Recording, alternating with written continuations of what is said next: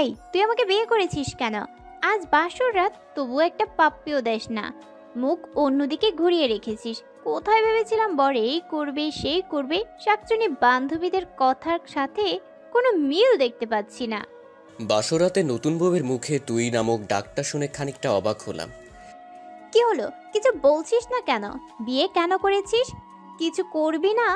না করলে ফল কাটা ছুরি গলায় চালিয়ে দিব। এই, তুই ভয় পাইছিস কেন? ছুরি তো চালাবো আমার গলায়, আর ফাঁসি হবে তোর। সরি, তুই করে বলে ফেললাম। আচ্ছা বাদ দেন ওইসব।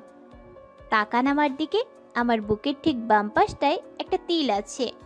বুকের বাম পাশে তিল থাকলে নাকি বর অনেক রোমান্টিক হয়। পিচ্চি বউয়ের মুখে এসব কথা শুনে বিস্ময়ের দৃষ্টিতে তাকিয়ে বলতে লাগলাম, মানে কি বলছেন এইসব? এইসব কি বলতে হয়? চুপচাপ ঘুমান, নইলে নিচে শুতে হবে। বয়স 15 হবে কিনা সন্দেহ আছে, কথা বলে কি এক একটা। হায় আল্লাহ, কি বলেন আপনি? না আমার স্বামী, ভাবি বলেছে স্বামীর কাছে সব বলতে হয়। আচ্ছা, আরও কোথায় কি আছে বলবো কি? জানেন, আমার না নাভির কাছে। আল্লাহ আমাকে বাঁচাও, মেয়েটা তো দেখছি আমায় পাগল বানিয়ে ছাড়বে। এই পিচ্চি, চুপ করবে তুমি? শুনেছি বাসুর ঘরে নাকি এই হয় সেই হয় স্বামী স্ত্রীর মাঝে। আপনি তো দেখছি কিছুই করছেন না। একটা কিস তো করতে পারেন। ছাই রোমান্টিক আপনি। আচ্ছা, জড়িয়ে নিতে তো পারেন, তা না করে মাঝখানে কোলবালিশ দিয়ে রাখছেন। কার কাছে শুনেছো? আর কেন, ভাবির কাছে। কি শুনেছো? ভাবি বলেছে স্বামী যেমন যেমন করতে বলে তেমনই করতে। ও আচ্ছা, খুব ভালো তোমার ভাবিটা। এখন তুমি ঘুমিয়ে যাও। তোমার ভাবি বলেছে না স্বামী যা বলেছে তাই করতে, সো তাড়াতাড়ি ঘুমিয়ে যাও। তাহলে ঘুমাবো? বাসর রাতে নাকি ঘুমায় না? তুমি কি আমাকে ঢপ দিচ্ছ? আচ্ছা, কোলবালিশটা সরাও, মাঝখানে ইন্ডিয়া পাকিস্তান করে রাখছো। এই পিচ্চি, চুপ করবে? আমার জীবনটা নরক বানাতে এসেছে। ঘুমাও বলছি। বাসর রাতে কত কি করে শুনেছি স্বামী স্ত্রী, আর আমাকে ঘুমাতে বলছো? আচ্ছা, একটা আইডিয়া শুনবেন আপনি? আবার আইডিয়া? আচ্ছা বলো, কি বলবে? বাসর রাতে কি কি করে আপনি বলেন, আমি সব করব। আইডিয়াটা চমৎকার না? এই কতবার বলবো তোকে স্ত্রী হিসেবে মানি না? তারপরও এত প্যাচ প্যাচ করস কেন? আপনি না মানলে কি হবে? আমি আপনাকে মনে প্রাণে স্বামী হিসেবে মানি। বাঙালি মেয়েদের একবারই বিয়ে হয়। যখনই আল্লাহ তাআলার কালাম পড়ে 3বার কবুল বলেছি, তখন থেকে আপনাকে স্বামী হিসেবে গ্রহণ করেছি। শুধু ইহকাল নয়, পরকালেও আপনাকে স্বামী হিসেবে আল্লাহর কাছে চাইব। আচ্ছা এখন তুমি ঘুমাবে নাকি নিচে নামিয়ে দিব যত সব? জীবনটাই শেষ করে দিয়েছে। বিয়ে নিয়ে কত স্বপ্ন ছিল, বাসরাত নিয়ে কত পরিকল্পনা ছিল, কিন্তু কপালে যে বাচ্চা মেয়েটাকে বিয়ে করতে হবে তা কখনো জানতাম না। আচ্ছা, একটা পাপ্পি দেই আপনাকে। এই বলে মুখের কাছে মুখ নিয়ে ঠোঁটের সাথে ঠোঁট মিলিয়ে দিল। আমার চোখ জোড়া বন্ধ হয়ে গেল। পিচ্চির নাকের গরম শ্বাস জানান দিচ্ছে পিচ্চিটা কতটা কাছে চলে এসেছে আমার। আমি ধাক্কা দিয়ে সরিয়ে ঠাস ঠাস করে চড় বসিয়ে দিলাম। এই মেয়ে, বাসরাতে শখ যাচ্ছে? নাক টিপ দিলে দুধ বের হয়ে আসবে, আর সে কিনা বাসরাত নিয়ে লাফালাফি। যত সব। হিটলারটা আমার জীবনটা এভাবে নষ্ট করে দিবে কখনো ভাবিনি। আপনি ভুল বলছেন। নাকে চাপ দিলে দুধ বের হয় না, নাকে টিপ দিলে, থাক বলবো না, পচা বের হয়। দুধ তো বের হয়। আল্লাহ কই রাখছো আমায়? এই ডেভিল মেয়ে, চুপ করবি? পিচ্ছু এত কথা বলতে হয় না। সত্যি বললে ডেভিল হয়ে যায়। আর আমি পিচ্ছি না, আমার বয়স 14 বছর 3 মাস 17 দিন। নাক টানতে টানতে বলল মেয়েটা। মনে মনে ভাবছি মেয়েটাকে মারা ঠিক হয়নি, কিন্তু কি করব, পিচ্ছি মেয়েটার জন্য হিটলারটা আমার ভবিষ্যৎটাই নষ্ট করে দিল। আচ্ছা, আপনি ঘুমান। আর হাতে ব্যথা পেয়েছেন কি? কথাটা শুনে নিজের অজান্তেই খারাপ লাগলো। পিচ্চিটার দিকে তাকাতেই মনে হচ্ছে একটা পূর্ণিমার চাঁদ। এত সুন্দর কোনো মেয়ে হতে পারে? মুখ দিয়ে রংধনুর আভা বের হচ্ছে। এ কি, পিচ্চিটার ঠোঁট কেটে রক্ত বের হচ্ছে। থাপ্পড়টা জোরেই লাগছে। আচ্ছা তোমার নাম কি? আমাকে বিয়ে করার সময় নাম শুনেননি? তোমাকে বিয়ে করার কোনো ইচ্ছেই ছিল না, হিটলারটার জন্য বিয়ে করেছি। এখন নাম কি বলবে? এখন বলে লাভ নেই, বিয়ে করে ফেলেছেন। শোনেন, আমার নাম কারিমা জাহান কথা। আচ্ছা কথা, সরি। তোমার লাগেনি তো? এই যে নাও, টিস্যু দিয়ে রক্তটা মুছে নাও। আপনি না বলেছেন আমাকে স্ত্রী হিসেবে মানেন না? না মানলে আমার জন্য কষ্ট পেতেন না। হয় চুপ করবি? তোকে স্ত্রী হিসেবে কোনোদিন মানি না আর মানবও না। কাউকে টিস্যু দেওয়া মানে তাকে বউ হিসেবে মেনে নেওয়া না। এই বলে বালিশটা নিয়ে চলে গেলাম সোফাতে। আর একটু থাকলে আমি পাগল হয়ে যাব। কই যাচ্ছেন আপনি? জাহান্নামে যাচ্ছি, চুপচাপ এখানে শুয়ে থাকবি, নইলে তোকে ফ্লোরে শুয়ে থাকতে দেব। আচ্ছা ঠিক আছে। বাতিটা অফ করে শুয়ে শুয়ে ভাবছি, হিটলার আমার জীবনটা কিভাবে নষ্ট করে দিবে। তোবা শুনলে বাসায় এসে আমাকে খুন করবে, নইলে সে নিজে গাড়ির নিচে পড়ে মরবে। বারবার তোবার কথা মনে পড়ছে। দুজন দুজনকে নিয়ে কত স্বপ্ন দেখেছি। আর মাঝখানে হিটলারটা পিচ্চি মেয়েটাকে বিয়ে করিয়ে দিল। ও, আপনাদের তো পরিচয়টাই দেওয়া হয়নি। আমি জিসান আহমেদ রাজ। অনার্স কমপ্লিট করে বাবার মানে হিটলারের হোটেলে খাচ্ছি। হঠাৎ রুমের বাতিকে যেন জ্বালিয়ে দিল। এই পিচ্চি, কি করো? কেন দেখতে পাচ্ছেন না আপনি? কাপড় কেন খুলছো? আমি কাপড় পরে ঘুমাতে পারি না। যত সব। এই কাপড় পরো। আর যদি কাপড় খুলতে দেখেছি কি যে করব। আহ, আপনি না বললেন ঘুমাতে? এত ভারী কাপড় পরে কেউ ঘুমায়? কেউ যদিও বানা ঘুমাই, তুই ঘুমাবি। ঘুমা বলছি। বাবা, আমার স্বামী আমাকে কাপড় খুলতে দেয় না। কথাটা বলতেই মুখটা চেপে ধরলাম। এই তোমার কি হয়েছে? এসব কি বাবাকে বলতে হয়? তো কি করব? কাপড় পরে ঘুমাতে পারি না, তাই বাবাকে ডাক দিচ্ছি। বাবা বলেছে যদি কোনো সমস্যা হয় বাবাকে বলতে। আচ্ছা তাহলে কাপড় খুলেই ঘুমাও। কথাটা বলতে দেরি হয়েছে, মেয়েটা কাপড় খুলতে দেরি হচ্ছে না। বুঝিয়ে শুধুয়ে কোনো রকম কাপড়টা গায়ে রাখতে বলে এসে ঘুমিয়ে পড়লাম। সকালবেলা নুসরাত দরজা ধাক্কাচ্ছে আর ভাবি ভাবি করছে। নুসরাতের ডাকে ঘুম ভাঙতেই চেয়ে দেখি সকাল হয়ে গেছে। তাই তাড়াহুড়ো করে বালিশটা নিয়ে বিছানায় রাখতেই দেখি কথার কাপড় নিচে পড়ে আছে। আল্লাহ, কেমন বউ কপালে জুটলো, শাড়ি পরে ঘুমোতে পারে না। এই উঠো, অন্যদিকে তাকিয়ে। ওহ, কি হয়েছে মা? ওই আমি তোর মা? এই বলে জোরে ধাক্কা দিতেই কথার ঘুম ভেঙে যায়। কি হয়েছে? কাপড় পরে নাও। এখন আবার বলো না আমি কাপড় পরতে পারি না। আহ, আমি সত্যি কাপড় পরতে পারি না, আপনি পরিয়ে দেন। আমি পড়াতে পারি না? বড় বড় কথা বলতে তো পারো, আমি ছোট না। কাপড়টাই পরতে পারো না। আর হ্যাঁ, কাপড় পরাতে পারলেও আমি তোমাকে কাপড় পরিয়ে দিব না, নিজে পরে নাও। বাবা, ও বাবা, আপনার ছেলে আমাকে শাড়ি পরিয়ে দেয় না। সাথীর মুখে সুইসাইডের কথা শুনে থমকে গেলাম। মনে হচ্ছে কেউ যেন আমার বুক থেকে কলিজাটা বের করে নিচ্ছে। কি বলবো কিছু ভাবতে পারছি না। সাথীকে বললাম কিভাবে কথার সাথে বিয়ে হয়েছে আমার। সাথীকে বললাম ওই মেয়েকে কাবিনের 6 লক্ষ টাকা দিয়ে আগামী 6 মাসের মাঝেই ডিভোর্স দিয়ে দিব বলে সাথীকে একটা পাপ্পি দিয়ে ফোনটা রেখে দিলাম। পেছন দিকে তাকাতেই দেখি পিচ্চিটা আবার পিছনে দাঁড়ানো, চোখ থেকে অশ্রু গাল গড়িয়ে পড়ছে। আমি ফিরে তাকাতেই দৌড়ে রুমে গিয়ে দরজা লক করে দিল। যাওয়ার আগে বলে গেল সে জীবন রাখবে না। আমি যাওয়ার আগেই দরজা লক করে দিল পিচ্চিটা। খুব ভয় হচ্ছে। দরজার কাছে গিয়ে বললাম প্লিজ আমার পিচ্চি বউ দরজা খুলো। আর অমন কথা বলবো না, খুব কষ্ট হচ্ছে। মনে মনে ভাবলাম মা বাবাকে ডাক দেয়, পিচ্চিটা যদি কিছু করে ফেলে। যখনই মাকে ডাক দিব তখনই পিচ্চিটা দরজা খুলে বলল, কি বললা? আমি তোমার পিচ্ছি বউ? তুমি কি করে ভাবলে আমি সুইসাইড করবো? আর ওই শাকচুন্নিটা তোমার সাথে ঘর করবে? আমি তোমায় ছাড়ছি না। তবে আমি সব শ্বশুরকে বলে দিব। বলবো তুমি এক শাকচুন্নিকে বলছো তুমি তাকে বিয়ে করবে, আমাকে ডিভোর্স দিবে। আরে না, মজা করছি। আমার বউটা কত কিউট। আহ, মিথ্যা গুছিয়ে বলতে হয়। আমাকে ঢপ দিচ্ছ, আমি বাবাকে ঠিকই বলে দিব। প্লিজ কথা বলো না। বলবো না, তবে একটা শর্ত আছে। কিসের শর্ত? আমাকে 5 মিনিট কিস করতে হবে। What case? না, লিপ কিস। সম্ভব না, প্লিজ পাগলামো করো না। কি করব? আমি না তোমার বউ? বাসুরাতে কিছু করছো? না বিড়াল মারছো? না অন্য কিছু? একটা বিড়াল ধরে মারলে কি এমন ক্ষতি হতো?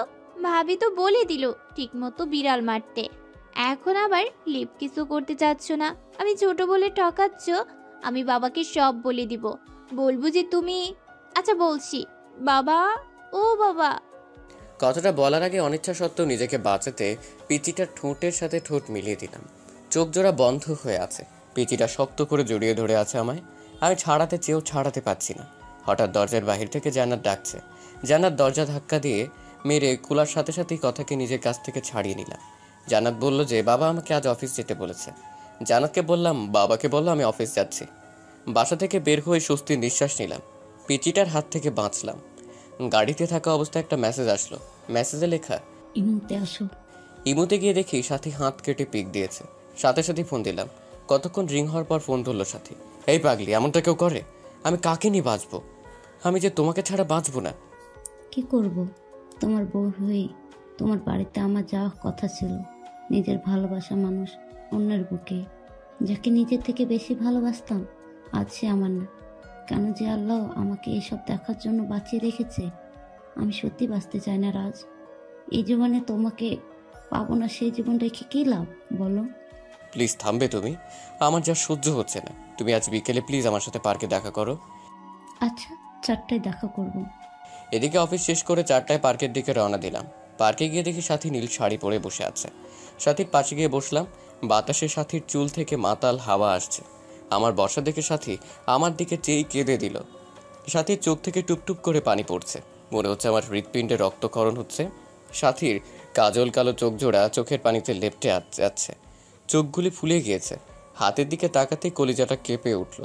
সাথী হাতে ব্যান্ডেজ, বুঝতে বাকি রইল না যে এটা সাথীর পাগলামি। চোখ দিয়ে অনবরত পানি আসছে। কিভাবে ভুলবো 3 বছরের ভালোবাসা? এই তুমি কাঁদছো কেন? তুমি না আমার প্রাণ, আর কত কষ্ট দেবে জানো? যখন শুনেছি তোমার বিয়ে হয়ে গেছে, মনে হয়েছিল প্রাণটাকে বের করে নিচ্ছে। কত স্বপ্ন দেখেছিলাম তোমাকে নিয়ে, সব আজ শেষ। আমি একটু বুকে নেবে?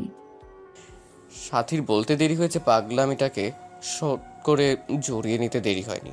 বুকটা কেমন যেন ভেজা ভেজা লাগছে। পাগলিটা চোখের পানিতে গায়ের শার্টটা ভিজে যাচ্ছে। পাগলিটা এমনভাবে জড়িয়ে ধরে আছে, মনে হচ্ছে ছোট্ট বাচ্চা ভয় পেলে যেভাবে আঁকড়ে ধরে থাকে সেভাবে জড়িয়ে আছে আমায়। এভাবে কিছুক্ষণ জড়িয়ে ধরে থাকার পর বললাম, কি হলো, আর কতক্ষণ জড়িয়ে ধরে থাকবে আমায়? সবাই ফ্যাল ফ্যাল করে তাকিয়ে আছে আমাদের দিকে। কি করব? তোমার বুকটাই যে আমার ঠাঁই। জানো রাজ, প্রতি রাতে স্বপ্ন দেখতাম তোমায় নিয়ে, কতটা বাসতাম তোমায়। কিন্তু আজ তুমি অনেক কাছে থেকে অনেক দূরে। রাজ, আমার কপালে একটা চুমু দেবে? খুব কাছে পেতে ইচ্ছে করে তোমায়, দাও না। আবারও বুকে টেনে নিয়ে কপালে আলতো করে ভালোবাসার পরশ এঁকে দিলাম। আচ্ছা রাজ, তুমি না বলেছো ওই মেয়েকে ডিভোর্স দেবে? হ্যাঁ। তাহলে আমার মাথা ছুঁয়ে কসম করো ওকে ডিভোর্স দেবে। যদি ডিভোর্স না দাও তাহলে আমার মরা মুখ দেখবে। সাথীর কথাটা যেন কলিজাতে গিয়ে বিঁধল। নিজের অজান্তেই সাথীর মাথায় হাত রেখে ওয়াদা করলাম কথাকে ডিভোর্স দিব। কথাটা বলার সময় পিচ্চির মুখটা বারবার চোখের সামনে ভেসে উঠছিল। এদিকে সাথীকে ওর বাসায় পৌঁছে দিয়ে ফোনটা বের করে দেখি 73টা মিস কল। ফোন সাইলেন্ট ছিল তাই বুঝতে পারিনি। এদিকে সন্ধ্যায় বাসায় এসে দেখি কথা কোথাও নেই। মা বলল ফ্রেশ হয়ে আসতে। ফ্রেশ হওয়ার জন্য যখনই বাথরুমের দরজা ধাক্কা দিয়েছি তখনই এক চিৎকার। ও মা গো, ভূত! কথা চিৎকারে কথার দিকে তাকাতেই দেখি পিচ্চিটা শাওয়ার নিচ্ছে, শরীরে কাপড় নেই। এক দৌড়ে বাথরুম থেকে বের হয়ে সোজা রুমে গিয়ে বসে আছি। কিছুক্ষণ পর দেখি পিচ্চিটা ভেজা চুলে আয়নার সামনে গিয়ে বসলো। শাড়িটা কোনো রকম শরীরে পেঁচিয়েছে।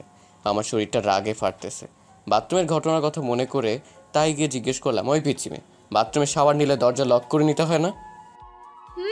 নিতে হয় তো। আমি তো জান্নাতকে বলেই দিয়েছি আমি দরজা বন্ধ করে শাওয়ার নিতে পারি না, ভয় হয়।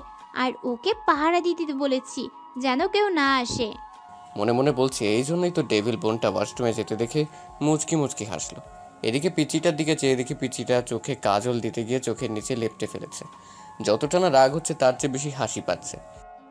এই গোমরা মুখ, হাসো কেন? আমি কি করব? কখনো কোনোদিন সাজিনি। কিন্তু তুমি আমাকে আদর করো না, ভালোবাসো না, তাই আমার লক্ষ্মী ননদিনীটা আমাকে এভাবে সাজতে বলেছে। কিন্তু আমি তো কাজল দিতে পারি না। দিয়ে দাও না, সেদিনের মতো শাড়ি পরিয়ে দাও না। পিচিটার কথা শুনে খুব রাগ হচ্ছে। বাবা যে কী দেখে পিচিটাকে আমার ঘাড়ে চাপিয়েছে। এই পিচি আরেকবার শাড়ি এবং কাজল দিয়ে দেওয়ার কথা বললে ঘর থেকে বের করে দেব। পিচিটার কথাটা শুনে কান্না করে দিল। হেঁচকি দিতে দিতে বলল, আমাকে তাড়িয়ে দিও না। তুমি তাড়িয়ে দিলে আমি কোথায় যাব? আমার যে কেউ নেই তুমি ছাড়া। আমি রুম থেকে বের হয়ে গেলাম।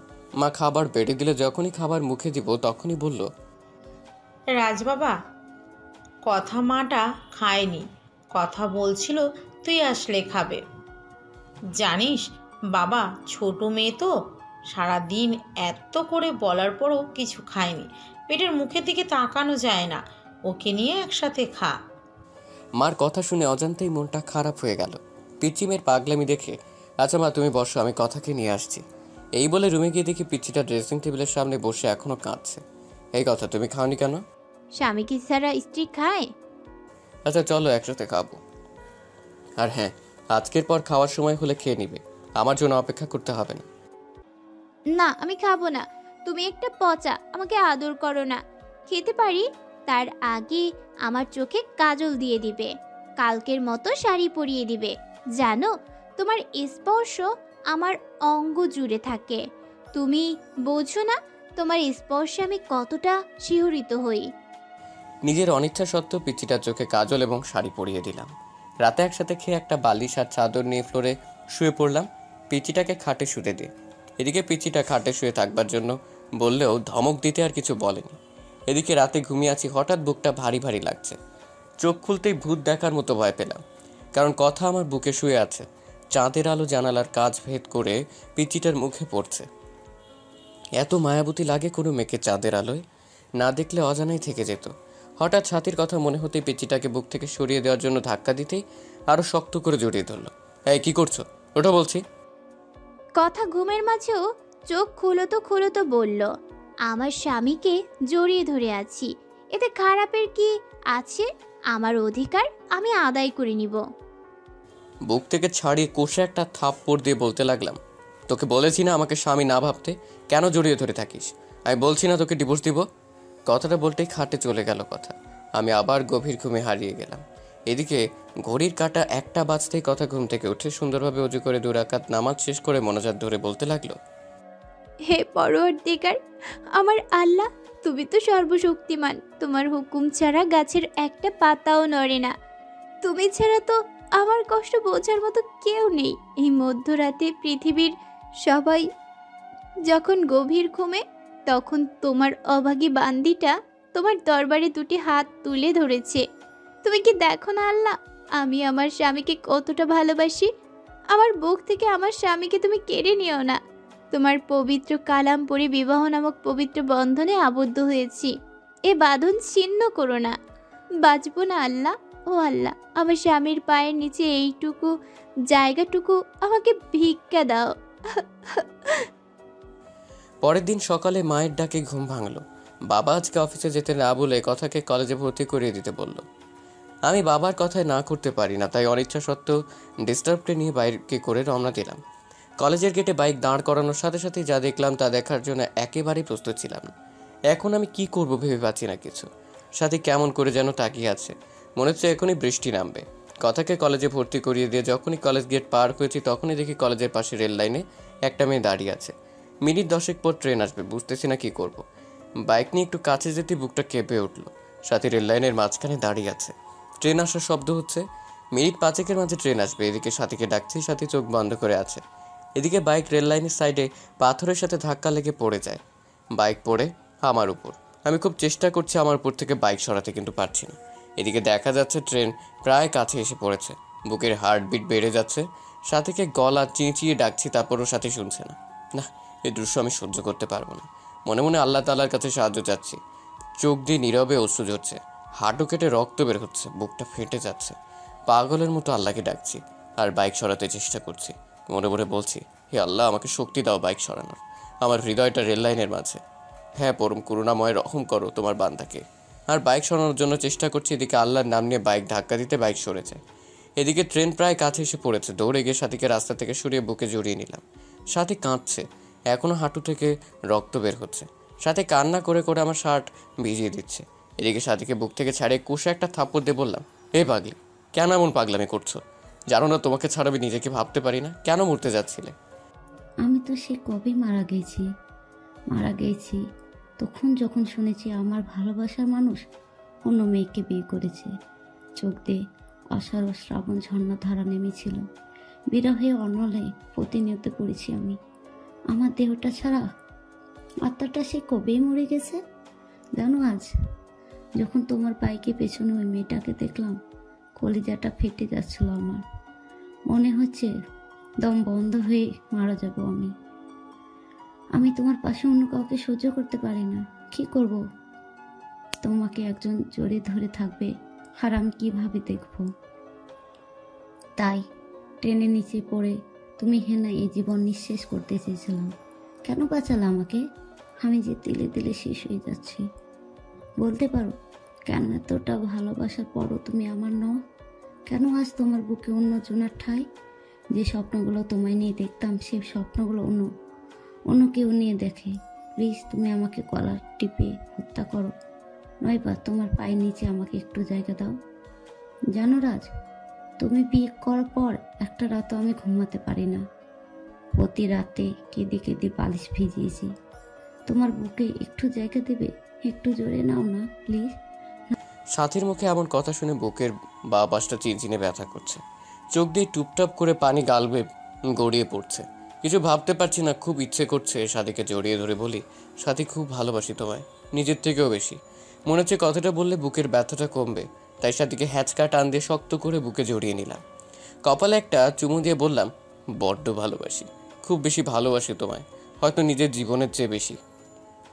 পাগলিটা কেঁদে কেঁদে শার্ট ভিজিয়ে ফেলছে। পাগলিটা আরও শক্ত করে জড়িয়ে ধরে যাচ্ছে আমায়। এদিকে সাথীকে বললাম, খুব শীঘ্রই আমরা বিয়ে করছি, কথাকে খুব তাড়াতাড়ি ডিভোর্স দিচ্ছি। সাথী ডিভোর্সের কথা শুনে আবারও জড়িয়ে ধরে কপালে চুমু দিয়ে বলে গেল। এদিকে ফোনের দিকে তাকিয়ে দেখে 2টো বেজে গেছে, তার মানে 30 মিনিট আগে কলেজ ছুটি হয়ে গেছে। তাড়াতাড়ি বাইক স্টার্ট দিয়ে কলেজের সামনে যেতে অবাক হয়ে গেলাম। অনেকগুলো মেয়ে জমা হয়ে আছে। কাছে গিয়ে দেখি কথা ছোট বাচ্চার মতো গাচ্ছে। কয়েকটা মেয়ে বোঝাচ্ছে, আমি কাছে যেতেই দৌড়ে এসে জড়িয়ে ধরে কাঁদতে কাঁদতে বলল, আমি আর কলেজে আসবো না, তুমি আমায় ভালোবাসো না। কখন কলেজ ছুটি হয়েছে, ছেলেরা কিরকম ভাবে আমার দিকে তাকায়, আমার ভয় লাগে না? সবাইকে বলে দিছি, আমার দিকে তাকালে চোখ তুলে ফেলবে আমার বর। ঠিক বলেছি তো? সবাই হাসছে মুখ ধরে। পাশ থেকে একটা মেয়ে বলে ফেলল, ভাইয়া, পৃথিবীতে খুব কম ছেলেরাই আপনার স্ত্রীর মতো বউ পায়। একটা মেয়ে যে স্বামীকে এত ভালোবাসতে পারে। সারাটা দিন ক্লাসের মাঝে আপনার কথাই বলেছে।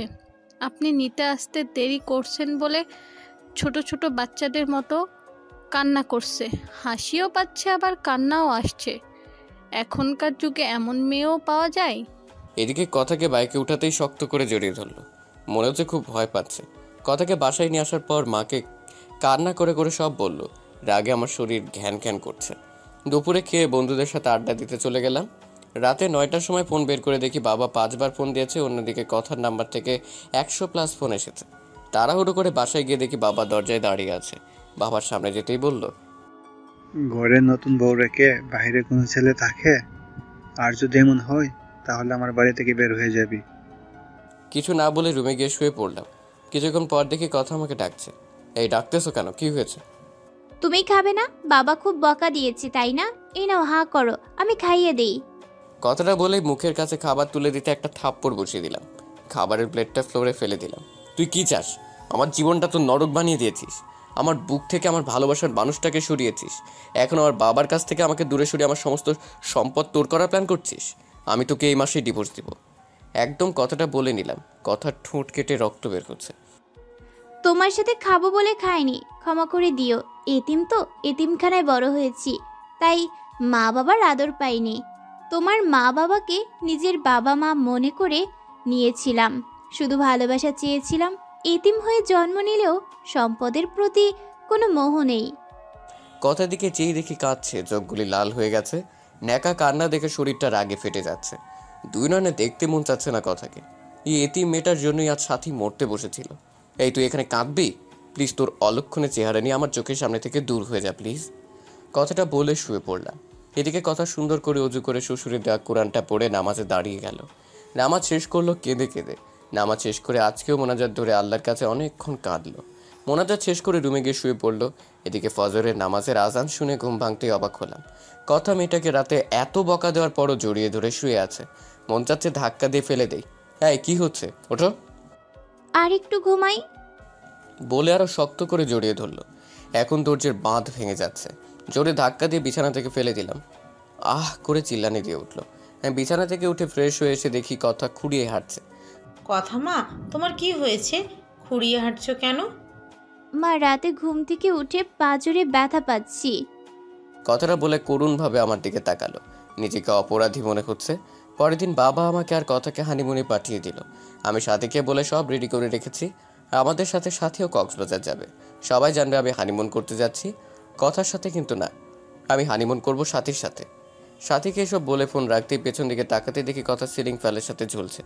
এমন একটি ওড়না গলায় পড়ছে। বুকের ভিতর কেমন জানি চিনচিনে ব্যথা করতে লাগলো। দৌড়ে গিয়ে কথাকে একটা থাপ্পড় দিলাম। কি করছো এসব? আমি ছোট বলে, এতিম বলে কারো ভালোবাসা পাবো না। বিয়ের পর সকল নারীই তার স্বামীর অধিকার চায়, আর আপনি বিয়ের পর একটি রাত আপনার বুকে পর্যন্ত ঘুমাতে দেননি।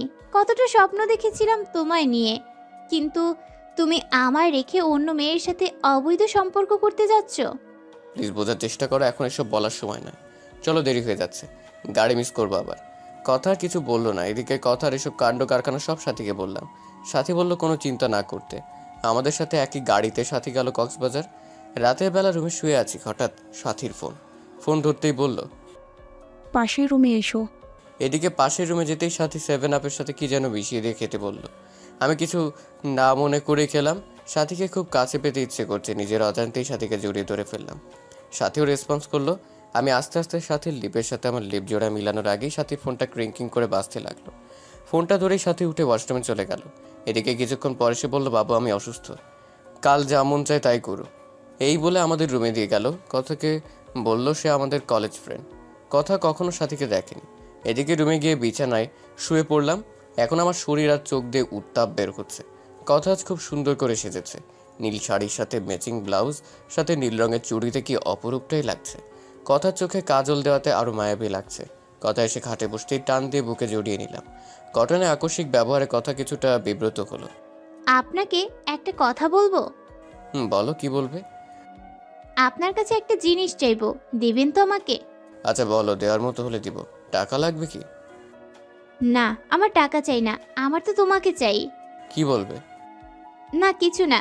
শোনো, তুমি কি আমাকে একটা কিউট মেয়ের মা বানাবে, যার নাম হবে তোমার নামানুসারে রাইসা? ইস, বাবুর মা হবার কথা বলে কিরকম লজ্জা পেয়েছে। লজ্জা পাবোই তো। আমি কথার কারের কাছে মুখটা নিয়ে বললাম, কাছে আসো, তোমাকে রাইসার মা বানাচ্ছি। দুষ্টুমির ছলে কথাটা বললাম। কথা ছোট বাচ্চার মতো আমার বুকে মুখ লাগালো। আমি কথার কপালে একটা চুমু দিয়ে আরো শক্ত করে জড়িয়ে ধরলাম। পিচিটা তার ঠোঁট জোড়া আমার ঠোঁটের সাথে মিলিয়ে দিল। এরপর নারী পুরুষের সবচেয়ে ঘনিষ্ঠ কিছু মুহূর্ত পার করলাম। তারপর বুকে জড়িয়ে শুয়ে পড়লাম। সকালে ঘুম থেকে উঠে দেখি কথার কাপড় চোপড়ে কিছু ঠিক নেই। আমার শরীরের বিভিন্ন জায়গায় লিপস্টিকের দাগ। পিচিটা এখনো শক্ত করে জড়িয়ে ধরে আছে আমায়। রাতের কথা মনে হতে লাফ দিয়ে উঠলাম। এ কি করলাম আমি তো কথাকে ডিভোর্স দিব, তবে কেনই বা তার সতীত্ব হরণ করলাম? মাথা কাজ করছে না। কথাকে আজ খুশি খুশি লাগছে। বিয়ের পর কখনোই এতটা খুশি দেখিনি ওকে। সকাল সকাল ফোন দিয়ে সাথীকে সবকিছু বললাম। সাথী আমার কথা শুনে তেলে বেগুনে ফুলে উঠলো। সাথীকে বললাম, সবকিছু তোমার জন্যই হয়েছে। তুমি যদি গত রাতে সে মেডিসিন না খাওয়াতে তাহলে এমনটি হতো না। আচ্ছা বাদ দাও, কোনো চিন্তা করো না। কাল তোমাকে একটা পিল দেবো, সেটা খাইয়ে দিও, তাহলে কোনো চিন্তা করতে হবে না। সাথীর কথা শুনে বেশ অবাক হলাম, কিন্তু সাথীকে ভালোবাসি, কথাও দিয়েছি সাথীকেই বিয়ে করব। তাই আর কোনো কিছু চিন্তা না করে রাজি হয়ে গেলাম। পরের দিন রাতে একটা পিল নিয়ে বললাম, খেয়ে নাও তো পিলটা। কথা, কিসের পিল এটা? আমি তো সুস্থ, আপনি কিসের পিল খেতে বলছেন আমাকে? তোমাকে মিথ্যে বলে লাভ নাই, ক্ষমা করে দিও। সেদিনের রাতে তোমার সাথে যা হয়েছে তা নিছক একটি দুর্ঘটনা মাত্র। আমি জানি তুমি যা হারিয়েছো তা পৃথিবীর বিনিময়ে ফিরিয়ে দিতে পারবো না। আমি ডিভোর্স পেপার রেডি করে রেখেছি, তাই আমি চাই না আমার সন্তান তুমি গর্ভে ধারণ করো। চিন্তা করো না, ডিভোর্সের সাথে তোমাকে 20 লাখ টাকার একটা চেক দিয়ে দিচ্ছি, সময় করে ব্যাংক থেকে তুলে নিবে। এদিকে আমার কথাটা শুনে কথা আমার 2 পা জাপটে ধরে বলতে লাগলো, প্লিজ আপনি আমার গর্ভের সন্তান নষ্ট করতে বলবেন না। আপনার মন চাই আপনি আরেকটা বিয়ে করেন। আমি কখনো কোনোদিন স্বামীর অধিকার চাইব না। আপনার বাড়িতে তো 2টো কাজের মেয়ে রাখছেন, আমাকে নিয়ে না হয় 3টা হবে। প্লিজ আমার সন্তানকে নষ্ট করে দিতে বলবেন না প্লিজ। আমি সারা জীবন আপনার বাসায় কাজের মেয়ে হয়ে থাকবো, কোনো পারিশ্রমিক দিতে হবে না। শুধু আমাকে ডিভোর্স দিয়েন না। আমার সন্তানটা যেন বলতে পারে আপনি তার বাবা। আমি চাই না আমার মতো আমার অনাগত সন্তানটা পিতৃহীন পরিচয়ে বড় হোক। প্লিজ একটা এতিমকে এভাবে ফিরিয়ে দিবেন না। আপনার পায়ের নিচে একটু জায়গা দেন, নয়তো গলা টিপে মেরে ফেলেন। এই কি করছো, পা ছাড়ো। আমি পারবো না, আমার জীবনের সাথী ছাড়া কেউ নেই। এখন পিলটা খেয়ে নিবে, যদি না খাও মনে করব তুমি আমার বুকে পা রেখে তুমি গর্ভধারণ করবে। এখন তোমার ইচ্ছে। প্লিজ এমন কসম দিও না। আমার কাছে যে তোমার স্থান সবার উপরে। পারবো না আমি তোমার বুকে পা রেখে সন্তান নিজের মাঝে বড় করতে। ক্ষমা করে দিও কথা, এছাড়া আমার কোনো উপায় ছিল না। এই নাও পিল। আর এই নাও পানি, খেয়ে নিও। আচ্ছা দাও। এই বলে জন্ম নিয়ন্ত্রণ পিলটা হাতে নিয়ে নিল। চোখ থেকে টপ টপ করে পানি পড়ছে। করুণ দৃষ্টিতে তাকিয়ে আছে। মনে মনে ভাবছে হয়তো আমি বলবো পিল খেতে হবে না কথা, কিন্তু না, আমি কোনো কথা বললাম না। কথা আমার দিকে তাকিয়ে থেকে বিষ যেমন করে মানুষ মুখে নেয় তেমনি করে মুখে নিয়ে নিল।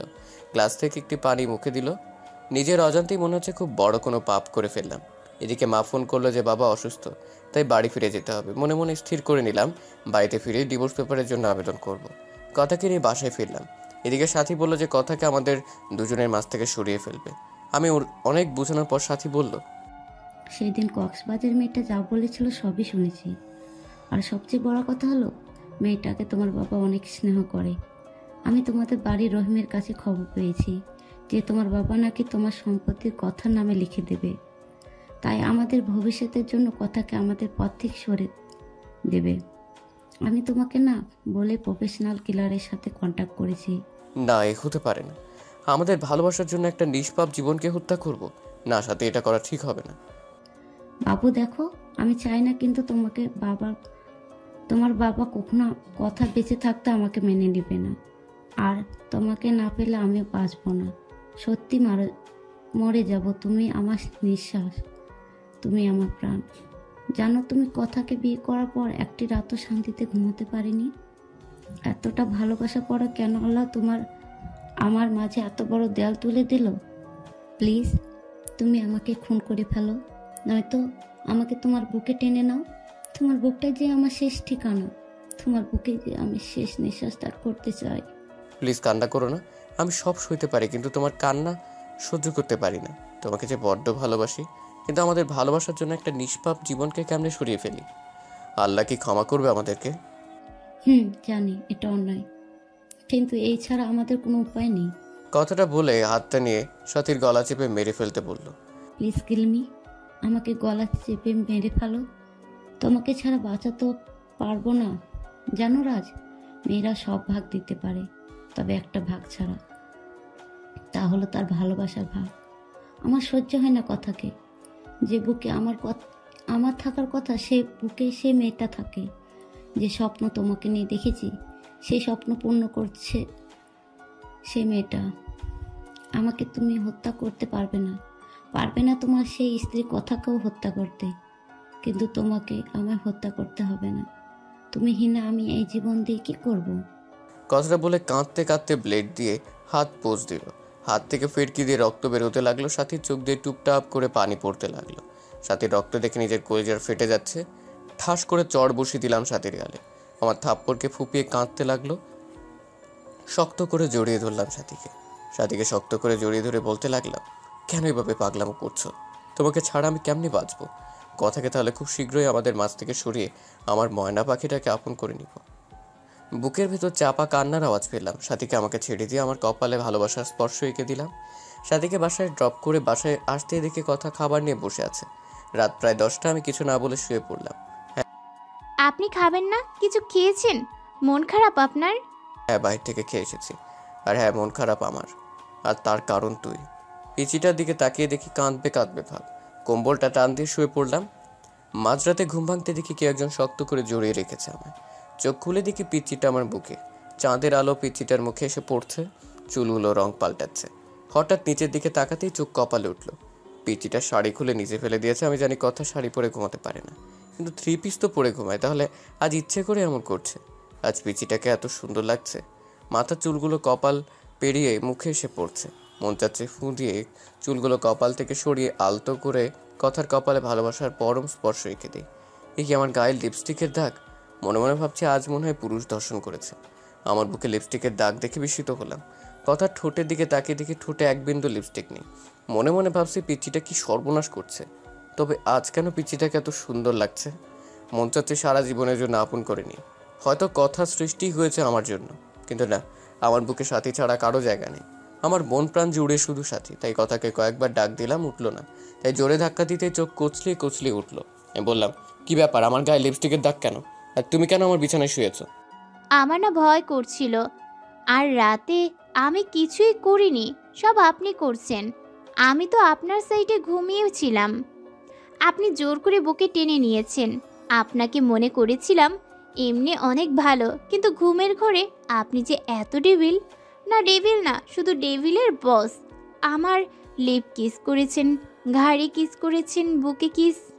এই চুপ, অসভ্য মেয়ে। আর কিছুক্ষণ পর বলবে আমার নাভিতে আরো কত জায়গায় করেছি, বলতে হবে না।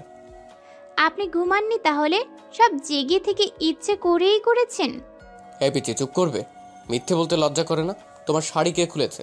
শাড়ি কেন খাটে নিচে ফেলে রেখেছো? শাড়ি পরতে পারো না? বিয়ে করেছো কেন?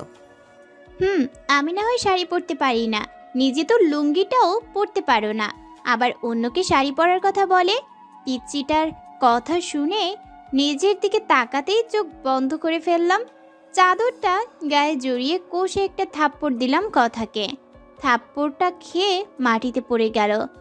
আমার রাগ চরমে উঠে গেছে। রাগের মাথায় বলতে লাগলাম, তুই মরতে পারিস না? আমার জীবনটাকে নষ্ট করে দিয়েছিস। জন্ম নিয়েই তো মা বাবাকে খেয়েছিস, এখন আমাকেও নাকি খাবি? আর তোকে না বলছি ডিভোর্স দিব, তারপর কেন আমার বিছানায় আসিস? আর একদিন যদি আমার বিছানায় আসিস তাহলে প্রয়োজনে তোকে খুন করে জেলে যাব। আপনাকে খুব কষ্ট দিয়েছি তাই না? আপনার কোথাও লাগেনি তো? আপনার হাতে কি ব্যথা পেয়েছেন? জানেন আল্লাহ কেন যে আমাকে বাঁচিয়ে রেখেছে? ছোটবেলায় অনাথ আশ্রমে বড় হয়েছি, দেখিনি মায়ের মুখ। মা ডাকটাও কখনো ডাকতে পারিনি বাবার কাছে আদরের সুরে কিছু চাইতে। কখনো বাবার কাঁধে চড়ে ঘুরতে পারিনি, পারবই বা কিভাবে?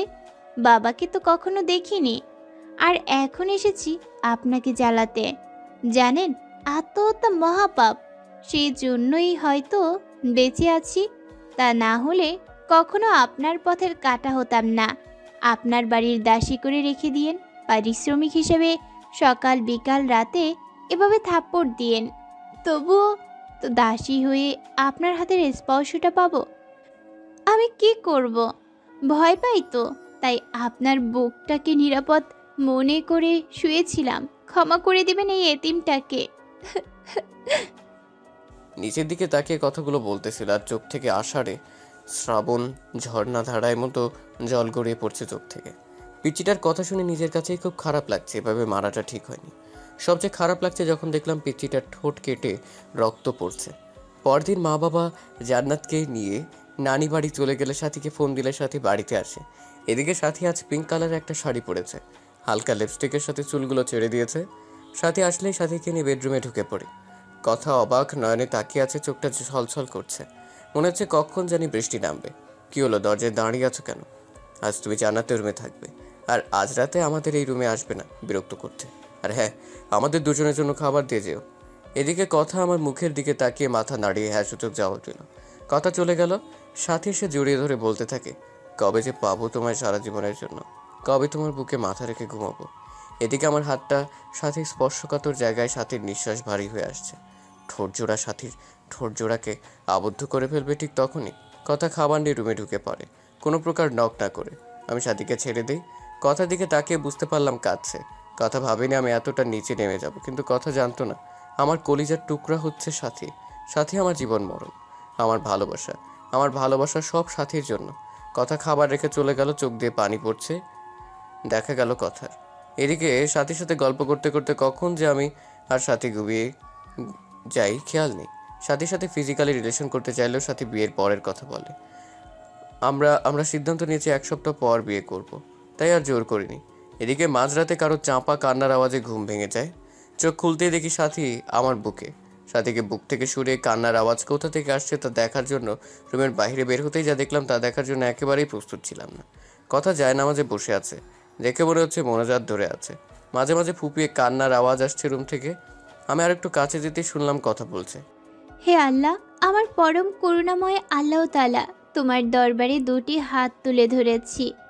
আল্লাহ, শুনেছি মাঝরাতে নাকি তুমি প্রথম আসমানে এসে বান্দাদের ফরিয়াদ শুনো। আচ্ছা আল্লাহ, এতিম বলে কি আমার ফরিয়াদ শুনবে না? জানো আল্লাহ, দুনিয়াতে মানুষ কষ্ট পেলে মা বাবাকে বলে, তুমি তো আমার মা বাবাকেও উঠিয়ে নিয়েছো। তুমি ছাড়া যে আসমানের উপরে জমিনের নিচে কেউ নেই আমার। শুনতে পাচ্ছ কি আমার কথা? দুনিয়াতে সন্তান কান্না করে দিলে মা দৌড়ে আসে, সন্তানকে কোলে তুলে নিয়ে গালে মুখে চুমু দিয়ে বলে, কি হয়েছে আমার লক্ষ্মী সোনা, কাঁদে না। হে আল্লাহ, তুমি তো দুনিয়ার মায়েদের চেয়ে লাখো কোটি গুণ তোমার বান্দাদের বেশি ভালোবাসো। তুমি তো সব দেখো হে মাবুদ। আমার স্বামী আজ অন্যের বুকে শুয়ে আছে, আমার কলিজাটা ফেটে যাচ্ছে। আল্লাহ, আমার মা বাবাকে তুমি তোমার কাছে নিয়ে নিলে আমায় কেন রেখেছো? আমাকে কষ্ট দিতে তোমার যদি ভালো লাগে আরও দাও কষ্ট। আল্লাহ, আমি যে আর সইতে পারছি না। একজন পতিতা নারীও তার স্বামীর ভাগ অন্য কাউকে দিবে না, আর আমি এতটাই অভাগে জন্ম নেওয়ার পর না পেলাম বাবা মার ভালোবাসা, না পেলাম স্বামীর ভালোবাসা। আজ আমার স্বামী আমাকে বের করে দিয়ে অন্য মেয়ের সাথে রাত্রি যাপন করছে। হে আল্লাহ, আর কত কাঁদবো? কত কাঁদলে তোমার রহমতের সাগরের টান লাগবে? আর কত অশ্রু বিসর্জন দিলে তোমার আরশ কুরসি কেঁপে উঠবে? কত কাঁদলে তোমার রহমান আর রহিম নামের দয়ার সাগরের টান লাগবে? তুমি না বলেছো এতিমদের অভিভাবক তুমি? তুমি না বলেছো যার কেউ নেই তার তুমি আছো? আল্লাহ, এতিম মানুষের চোখের পানি তোমার দেখতে কি খুব বেশি ভালো লাগে? আর যে আমি পারছি না। হে রহিম রহমান আমার আল্লাহ, আমার স্বামীকে আমার করে দাও। আমার স্বামীকে তোমার জান্নাতে নিয়ে একসাথে থাকতে চাই। ও আল্লাহ, তোমার এতিম গুনাহগার বান্দি যে কাঁদে তুমি দেখো না গো আল্লাহ। কষ্ট দিবে দাও, আরও দাও। আমার স্বামীকে আলাদা করে দিও না, আমার বেঁচে থাকার অবলম্বন কেড়ে নিও না। হে আল্লাহ, আমার স্বামী আমাকে এত মারে, এত কষ্ট দেয়। তুমি তো দেখেছো, আমাকে 3 বার থাপ্পড় দিয়েছে। 3 বারই আমার ঠোঁট কেটে রক্ত বাহির হয়ে গেছে। ও আমার আল্লাহ, তুমি আমার স্বামীর ওপর গজব দিও না। আল্লাহ, আমি কিন্তু খুশি আছি, তবুও তুমি রাগ করো না। আমাকে মেরেছে আল্লাহ, তোমায় কিন্তু মারেনি আল্লাহ। আমি কিন্তু খুশি আছি, তুমি রাগ করো না। আমার স্বামীকে তুমি হেদায়েত দাও আল্লাহ, তুমি আমার স্বামীকে হেদায়েত দাও, গজব দিও না। আমার স্বামীর বুকে শেষ নিঃশ্বাস ত্যাগ করার তৌফিক দান করো আল্লাহ। তোমার এতিম গুনাহগার বান্দি এই ফরিয়াদ রেখে তোমার দরবার থেকে হাত নামাচ্ছে আল্লাহ, আমিন। এদিকে দরজার ওপাশ থেকে কথার মোনাজাত শুনে নিজের অজান্তে চোখে পানি এসে গেল। পেছন দিকে তাকিয়ে দেখি সাথী। তুমি এখানে? আর আমি সারা বাড়ি তোমায় খুঁজতেছি। এই তুমি কাঁদছো কেন? কথাটা বলে সাথী কান্না করে দিয়ে বলল, কখনো আমায় ছেড়ে যাবে না তো? আমি ভয়ানক একটা স্বপ্ন দেখলাম তোমায় নিয়ে। তুমি আমাকে যদি ছেড়ে যাও তাহলে ফল কাটা ছুরি নিয়ে বলো, এটা আমি আমার গলায় চালিয়ে দেব। তুমি আমাকে ছেড়ে যাওয়ার আগে আমাকে খুন করে আমার লাশের ওপর দিয়ে যাবে। এদিকে সাথী আমায় জড়িয়ে ধরে কাঁদতে লাগলো। আমি অনিচ্ছা সত্ত্বেও সাথীকে বাহুডোরে আবদ্ধ করে নিলাম। সাথী কান্না করতে করতে শার্ট ভিজিয়ে ফেলছে। সাথীকে ছাড়িয়ে বললাম, ভয় পেও না, তোমাকে ছেড়ে কোথাও যাব না। তাহলে আমার মাথায় ছুঁয়ে প্রমিস করো আমাকে ছেড়ে যাবে না। আমার হাতটা কাঁপছে, আমার চোখে বারবার পিচ্চিটার মায়াবী চেহারাটা ভেসে উঠছে। চোখ দিয়ে নিজের অজান্তেই পানি আসতে লাগলো। কি করব কিছু বুঝতে পারছি না। জীবনটা এমন কেন? কখনো 1000 বছর বেঁচে থাকার ইচ্ছে জাগায়, আবার কখনো এক মুহূর্তের জন্যও না। কই রাজ, তুমি আমার মাথায় ছুঁয়ে প্রমিস করবে না? কখনো আমায় ছেড়ে যাবে না? প্লিজ প্রমিস করো। তোমাকে হারালে সত্যি আমি যে বাঁচবো না, মরে যাব সত্যি। প্লিজ প্রমিস করো, নয়তো ছুরিটা আমার গলায় চালিয়ে দেবো। প্লিজ, তুমি যে আমার ভালোবাসা, তুমি যে আমার জীবনের একটা অংশ। এই যে তোমার মাথা ছুঁয়ে প্রমিস করছি, কখনো কোনোদিন তোমায় ছেড়ে যাব না। তুমি যে আমার ভালোবাসা, তুমি যে আমার জীবনের একটি অংশ। প্লিজ মরার কথা বলবে না। আর আমি কাকে নিয়ে বাঁচবো? আচ্ছা রাজ, তোমাকে একটা কথা বলি, রাগ করবে না তো? কি বলবে বলো। আমায় একটা পাপ্পি দিবে? আচ্ছা কাছে এসো। কাছে আসার কথা শুনেই সাথী এতটা কাছে এসে পড়লো, সাথীর নিঃশ্বাস আমার মুখে পড়ছে। আমার ইচ্ছে করছে না, তবুও নিজের অজান্তেই সাথীর কপালে ভালোবাসার স্পর্শ এঁকে দিলাম। এদিকে সাথী আমাকে ধাক্কা দিয়ে বিছানায় ফেলে দিল। তারপর আর কিছু মনে নেই, তবে কে যেন দরজাটা চাপিয়ে দিল। হঠাৎ বিছানাটা কাঁপছে। চোখ খুলতে দেখি ফোন এসেছে। ফোনের স্ক্রিনের দিকে তাকাতেই দেখি হিটলারটার ফোন। আমি ভয়ে ভয়ে ফোন তুলতেই ওপাশ থেকে বলতে লাগলো, কখন থেকে ফোন দিচ্ছি, ফোন ধরার কোনো নাম নেই। কয়টা বাজে? এখনো ঘুমাচ্ছিস? তাড়াতাড়ি এসে গেট খুলে দেয়া যা। ঘাম সারছে। সাথী এখন আমার বুকেই শুয়ে আছে। এত সকালে বাসায় সাথীকে দেখলে আমাকে কোরবানি করবে। মাথা কাজ করছে না। এই সাথী আর কত ঘুমাবে? এবার উঠো। বাবু, আর একটু ঘুমাই। উঠবা তুমি? তাড়াতাড়ি উঠো। সাথী চোখ কুচলিয়ে কুচলিয়ে উঠে বলল, কি হয়েছে? বললাম বাবা এসেছে, বাইরে দাঁড়িয়ে আছে, কুরবানি করবে আজ আমাদের। এখন কি হবে? যা হবার হবে, বুক থেকে সরো, শাড়িটা পরে নাও। সাথী শাড়িটা ঠিক করে রুমের বাইরে এলো। আমি ভয়ে ভয়ে বাসার গেট খুলতেই বাবা বলল, গেট খুলতে এত সময় লাগে? আর ওই মেয়ে এখানে কেন? কেন এসেছে এত সকালে? আমি কি বলবো ভেবে পাচ্ছি না, খুব ভয় হচ্ছে। হঠাৎ কথা বলতে লাগলো, বাবার সাথে আমার বান্ধবী এদিক দিয়ে যাচ্ছিল আর আমাকে ফোন দিলে আমি আসতে বলি। বাসায় আসার পর দেখি রাজার সাথে পূর্ব পরিচিত। সাথী, তুমি কিছু মনে করো না, রাজের বাবা এমনি সব কিছু সন্দেহের চোখে দেখে। আন্টি, আমি কিছু মনে করিনি। আমার আজ তাড়া আছে।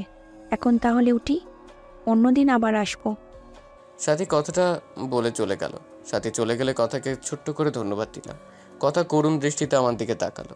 কথার কলেজে ক্লাস শুরু হয়েছে, কথাকে বাবা কলেজে দিয়ে আসতে বলল। বাবার কথা মতো কথাকে কলেজ নিয়ে যাবার জন্য বের করলে সাথী ফোন দেয় এবং বলে কথাকে গাড়ি করে যেন কলেজে পাঠায়। সাথীর কথা মতো তাই করলাম। দুপুরে বসে আছি, হঠাৎ কথার নাম্বার থেকে ফোন আসলো। এই ফোনটা ধরতে ওপাশ থেকে অপরিচিত কণ্ঠে কেউ একজন বলল, ফোনটা যার, তিনি দুর্ঘটনায় মারা গেছে। লাস্ট ডায়ালে আপনার নাম্বারটা ছিল। প্লিজ, মেয়েটি যদি আপনার পরিচিত হয়ে থাকে তাহলে শেরপুর সরকারি হসপিটালে আসুন। কথাটা শুনে কিছুক্ষণের জন্য পাথর হয়ে গিয়েছিলাম। কি থেকে কি হয়ে গেল? হসপিটালে গিয়ে দেখি মাথাটা কেমন থেতলে গেছে, নাক দিয়ে রক্ত বের হয়ে আছে, মুখটা অনেক মায়াবী লাগছে।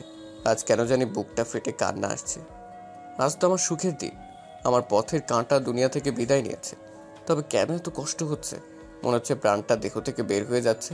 হে আল্লাহ, ভালোবাসা পাওয়ার জন্য নিজের স্ত্রীকে খুন করে ফেললাম। কিছুক্ষণ পর বাবা মা আসলো, তারাও কাঁদছে। বাবা সবচেয়ে বেশি কাঁদছে। আজ কথার দাফন, কথার লাশটা কাঁধে নিয়েছি। মনে হচ্ছে কলিজাতে কেউ ছুরি চালিয়ে দিয়েছে। দূরে সাথীকে দাঁড়িয়ে থাকতে দেখলাম, সাথীও আজ কাঁদছে। আকাশ বাতাস আজ কাঁদছে মনে হচ্ছে। কথাকে দাফন করে আসলাম। সাথী আমাকে নির্জনে ডেকে নিয়ে অনেক কান্না করলো, ক্ষমাও চাইলো। সরাসরি আমার পায়ে পড়ে বলতে লাগলো, রাজ, আমাদের ভালোবাসার জন্য একটা নিষ্পাপ জীবনকে হত্যা করে ফেললাম। আমি সাথীকে সান্ত্বনা দেওয়ার জন্য বললাম, তুমি কিছু অন্যায় করনি, যদিও বা করে থাকো সব তোমার ভালোবাসাকে পাওয়ার জন্য। সাথী চলে গেল। কথার ছায়া মনে হয় প্রতিনিয়ত আমার পাশে ঘুরে, কেমন যেন উদাসীন লাগে। আজকে ভাবলাম সাথীর কাছে যাই, এভাবে আর পারছি না। আজ রাতটা সাথীর সাথে থাকবো। সাথীকে ফোন দিয়ে না পেয়ে বাসায় গেলাম। বাসায় গিয়ে দেখি দরজা খোলা। আমি সরাসরি সাথীর রুমে চলে গেলাম। সাথীর রুমের কাছে যেতেই দরজার ভেতর থেকে পুরুষ কণ্ঠের আওয়াজ শুনলাম। আমি ভেতরে কি হচ্ছে তা দেখার জন্য জানালার পর্দা সরিয়ে রুমের ভেতরে তাকাতেই চমকে উঠলাম। সাথী আর তার ভাই রদক্রিয়ায় ব্যস্ত। হঠাৎ সাথী যা বলল তা শোনার জন্য একেবারেই অপ্রস্তুত ছিলাম। বাবু, কতদিন ধরে আদর করো না, প্লিজ আর একটু কাছে এসো। মুয়া। আমার বাবুটা কি হট। ইস, আমার বুঝি লজ্জা করে না? ও মা, তাই বুঝি? কোথায় লজ্জা করে? কথাটা বলে কিস করতে লাগলো আর বলতে লাগলো, বাসর রাতে কে আগে জড়াই ধরছিল? আর আমার তো স্বামী স্ত্রীর মাঝে কিসের লজ্জা? পৃথিবীর সবাই জানে আমার ভাই বোন, তবে আমরা দুজন ছাড়া। কথাটা বলে সাথীর ঠোঁট জোড়ার সাথে সচিবের ঠোঁট জোড়া মিলিয়ে দিল। এসব দৃশ্য দেখে আমার পায়ের তলার মাটি সরে যাচ্ছে, চোখ দিয়ে অঝরে পানি ঝরছে। যার জন্য আমার নিষ্পাপ বউকে হারালাম, মন চাই কাল নাগিনীকে খুন করি। কথার মুখটা বারবার চোখের সামনে ভেসে উঠছে। ওগো সঞ্চ, আমাদের প্ল্যান সাকসেসফুল হওয়ার পথে আমাদের পথের কাটা কথাকে গাড়ি চাপা দিয়ে মেরে ফেলেছি। মেয়েটাকে রাজকে অনেক ভালোবাসতো, কিন্তু আমার অভিনয়ের কাছে সব ভালোবাসা চাপা পড়ে গেছে। আমার বউটা অভিনয়ে অ্যাওয়ার্ড পাবে। তুমি একদম পারফেক্ট অভিনয় করেছো। সবচেয়ে রেলগাড়ির নিচে চাপা পড়ে মরার প্ল্যানটার সাথে সাথে সাথে অভিনয়টা একদম সুপারহিট হয়েছিল। দেখতে হবে না বউটা কার? এখন শেষ একটা কাজ হচ্ছে আমাদের জন্য পাগল রাজকে বিয়ে করে কৌশলে তার সমস্ত সম্পত্তি লিখে নিয়ে আমার বাবুটাকে নিয়ে আমেরিকা চলে যাওয়া, আর তা এই মাসে পূর্ণ হবে। হাসতে হাসতে কথাগুলো বলল। কথাগুলো শুনে বুকটা চিনচিনে ব্যথা করছে। মন চাচ্ছে দুইটাকে খুন করি। এদের জন্য আমার স্ত্রী কথা আজ বড় পারে, কিন্তু না, এদেরকে এভাবে মারলে ফেসে যাব। তাই কৌশলে আমার স্ত্রী হত্যার প্রতিশোধ নিতে হবে। আজ বাইক চালাচ্ছি আর কথার কথা ভাবছি। মনে হচ্ছে কথা আমার পাশে বসে শক্ত করে জড়িয়ে ধরে আছে। চোখ দিয়ে নিজের অজান্তেই পানি আসছে। বাড়িতে এসে বাবাকে জড়িয়ে ধরে ছোট্ট বাচ্চার মতো কান্না করে দিলাম। খুব কষ্ট হচ্ছে। বাবা মাথায় হাত বুলিয়ে দিয়ে বলল, আল্লাহর উপর ভরসা রাখ, তিনি সব কিছু ঠিক করে দিবেন। রুমে এসে শুয়ে পড়লাম। চোখ বন্ধ করলে পিচিটাকে দেখতে পাই। খাইতে গেলে মনে হয় কে যেন বলে, তুমি খাবে না? তুমি না খেলে আমিও খাবো না। পারছি না এভাবে আর থাকতে। হঠাৎ ক্রিং ক্রিং করে ফোনটা বাজছে। ফোনের দিকে চেয়ে দেখি কাল নাগিনীটা ফোন দিয়েছে। অনিচ্ছা সত্ত্বেও ফোন ধরলাম। আমার বাবুটা কেমন আছে? আমার বাবুটাকে বড্ড বেশি মিস করছি। বাবুটা একটু আমার সাথে দেখা করবে কি পার্কে? আমার যে বুকটা চিনচিন ব্যথা করছে। এগুলো না, আর অল্প দিনে পরে আমার বাবুটাকে আপন করে পাবো। প্লিজ এসে পড়ো পার্কে। আমি কাল নাগিনীটার ফোনটা কেটে পার্কে চলে গেলাম। পার্কে গিয়ে চুপচাপ পাশে দাঁড়িয়ে আছি। নীল শাড়ি পরেছে, নোংরা শরীরটাকে ঢেকে রেখেছে নীল পোশাকের আড়ালে। যদি কেউ নোংরা মনের কার্যকলাপ দেখতে পারতো, মনে হয় কেউ থুতু পর্যন্ত দিত না শরীরে। কি হলো বাবু, তোমার পছন্দের শাড়ি পরেছি, কেমন লাগছে বললে না তো? কি বলবো? আচ্ছা বাদ দাও, আমার পথের কাটা তো নেই, চলো না বিয়ে করিনি। তোমাকে ছাড়া রাতগুলো আমার নির্ঘুম কাটে। তুমি যে আমার স্পর্শ দাও। খুব ইচ্ছে হচ্ছে তোমাকে আপন করে নেওয়ার। আলো আমার সেই ইচ্ছা পূর্ণ করবে না?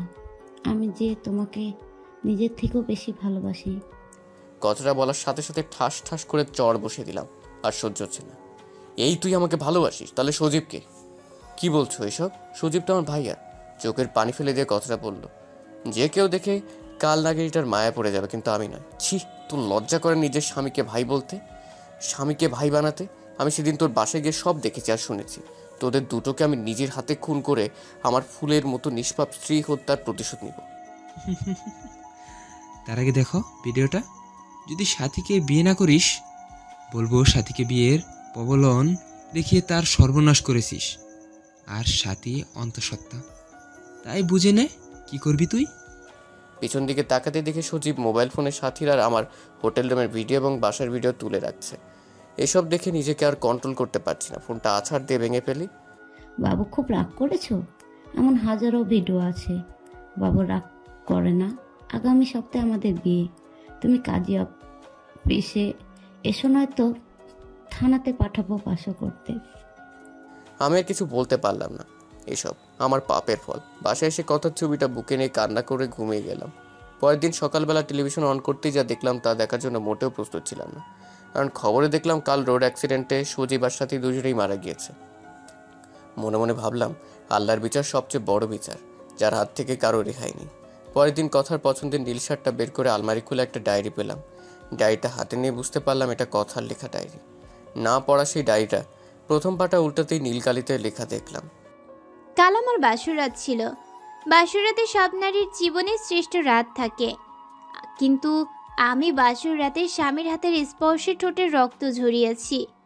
মা বাবাকে হারিয়ে ভেবেছিলাম স্বামীর পায়ের নিচেই বাকি জীবনটা কাটিয়ে দিব, কিন্তু আল্লাহ যার কপালে সুখ রাখেনি সে কিভাবে সুখী হবে। প্রতিদিন মাঝরাতে সবাই যখন ঘুমিয়ে থাকতো, একা ঘুম থেকে উঠে পড়তাম, আল্লাহর কাছে মাঝরাতে স্বামীকে চেয়ে কান্না করতাম। যেদিন আমার স্বামীর সাথে প্রথম যৌন সম্ভ্রম হলো, সেদিন সব কষ্ট ভুলে গিয়েছিলাম। মনে মনে আল্লাহর দরবারে লক্ষ কোটি শুকরিয়া জানিয়েছিলাম আমার বরকে আমার করে দিয়েছে।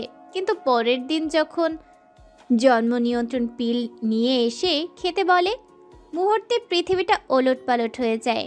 বাধ্য করে আমাকে জন্ম নিয়ন্ত্রণ পিল খাওয়ায়। আল্লাহর কাছে কত কেঁদেছি সন্তানটাকে গর্ভে ধারণ করার জন্য। খুব কষ্ট হতো, বুকের ভেতরটা ফেটে কান্না আসতো যখন দেখলাম আমার স্বামী সাথী নামের মেয়েটার সাথে অবৈধ কাজ করে। নিজের যখন তাদের কুকর্ম ঢেকে রাখার জন্য দরজা টেনে দেই, বাবাকে বলি যে সাথী আমার ফ্রেন্ড। নিজের স্বামীকে বাঁচাতে নিজের ভালোবাসা অধিকার বিসর্জন দিয়েছি। সবচেয়ে কষ্ট লেগেছে সেদিন, যেদিন শুনেছি আমাকে মারার জন্য আমার স্বামী আর সাথী প্ল্যান করছে। সব জেনেও মনকে এ বলে সান্ত্বনা দিয়েছি যে রাত যদি আমার জীবনের বিনিময়ে সুখে থাকে তাহলে আমিই সার্থক। ডায়েরিটা পড়ে নিজেকে ঠিক রাখতে পারলাম না। পেছন দিকে তাকাতেই দেখি কথা কান্না করছে। এই কথা, কাঁদো কেন? তোমাকে কষ্ট দিয়েছি, তার ফল ভোগ করছি। এই রাজ, কি হয়েছে? কার সাথে কথা বলছিস? মা কথা বলো না, কথা কান্না করছে। ওকে আমি না খুব কষ্ট দিয়েছি মা। মা বাবা আমাকে হসপিটালে নিয়ে গেল। এখন আমার কোনো চিন্তা নেই, কথাকে সাথে নিয়ে ঘুমাই। শালার ডাক্তার নাকি বলে আমি পাগল হয়ে গেছি। শালার পড়ালেখা করে পাগল হয়েছে, আমাকে পাগল বলে, কত বড় সাহস! আর একবার যখন পাগল বলছে তখন গলা ধাক্কা দিয়ে ফেলে দিয়েছি। আমাকে জোর করে এক রুমে আটকে রেখেছে। রুমে শুধু আমি আর কথা। নার্সকে জিজ্ঞেস করলাম আমি এখন কোথায়। নার্স বলল, আপনি এখন পাবনায় আছেন আপনার বউ কথার সাথে। কথাটা বলে একটা কিসে যেন ইঞ্জেকশন দিয়ে দিল। ঘুম থেকে উঠে দেখি কথা আমার দিকে চেয়ে হাসছে। বাবা মা আসছে। বাবাকে বললাম, বাবা আমার এখানে থাকতে ভালো লাগে না, আমাকে তোমাদের সাথে নিয়ে চলো, সাথে তোমাদের বৌমা কথাকেও নিয়ে চলো। ও বাবা, কাঁদছো কেন? আমাকে এখান থেকে নিয়ে যাবে না? জানো বাবা, এখানে কেউ আমার সাথে কথা বলে না, শুধু কথা ছাড়া। বাবা আমাকে নিয়ে চলো না, আমি থাকবো না। কথাগুলো বলেই কাঁদতে লাগলাম। বাবা মাকে নিয়ে চলে গেল। তারপর নার্স এসে ইঞ্জেকশন দিয়ে গেল। তারপর আর কিছু মনে নেই, সবসময় কথার সাথে কথা বলতাম। এদিকে আজ মা বাবা আমাকে নিতে আসছে। এখন কথা আমার সাথে কথা বলে না। আমি জানি কথা মারা গেছে। মা বাবা বাসায় নিয়ে বলল, রাজ বাবা, তুমি 5 বছর পাগল হয়ে পাবনা মানসিক হসপিটালে ছিলে। এই 2 বছরে অনেক পরিবর্তন হয়ে গেছে। আমরা আজ নিঃস্ব, ব্যবসাতে ক্ষতি হয়েছে, ব্যাংকের লোকদের ঋণ পরিশোধ করতে বাড়িটা বিক্রি করে দিছি। এখন এই বাসাতে ভাড়া আছি। বাবার কথাগুলো শুনে নিজের অজান্তেই চোখের কোণে পানি চলে আসলো। আমার বাবা এই বয়সে অফিসে কাজ করে। মনে মনে ভাবলো আমার কোনো জব করতে হবে। যেই বাবা সেই কাজ। কয়েক জায়গায় আবেদন করলাম, সাথে একটা প্রাইভেট প্রতিষ্ঠানে শিক্ষকতা করার জন্য আবেদন করলাম। সপ্তাহখানেক পর নোটিশ আসলো, সে প্রতিষ্ঠানে আমাকে জয়েন করতে বলেছে। দিনগুলো ভালোই কাটছিল, কিন্তু প্রতি রাতেই কথার স্মৃতি আমাকে ঘুমোতে দেয় না। কথার সেই দুষ্টুমিগুলো আজও আমাকে কাঁদায়। প্রতি রাতে কথার ছবি বুকে নিয়ে ঘুমাই। খুব কষ্ট হয়। মাঝরাতে মোনাজাতে শুধু একটা কথাই বলি, আল্লাহ আমার স্ত্রীকে ভালো রেখো। এদিকে স্কুলে একটা বাচ্চাকে দেখে খুব অবাক হয়ে গেলাম। কি সুন্দর করে হাসে, ঠিক কথার মতো। কি মায়াবে চাহনি! মনে হচ্ছে কথার প্রতিচ্ছবি তার মাঝে দেখতে পাচ্ছি। আমি এটাকে ডাক দিয়ে বললাম, তোমার নাম কি মামুনি? আসসালামু আলাইকুম। ওয়ালাইকুম আসসালাম।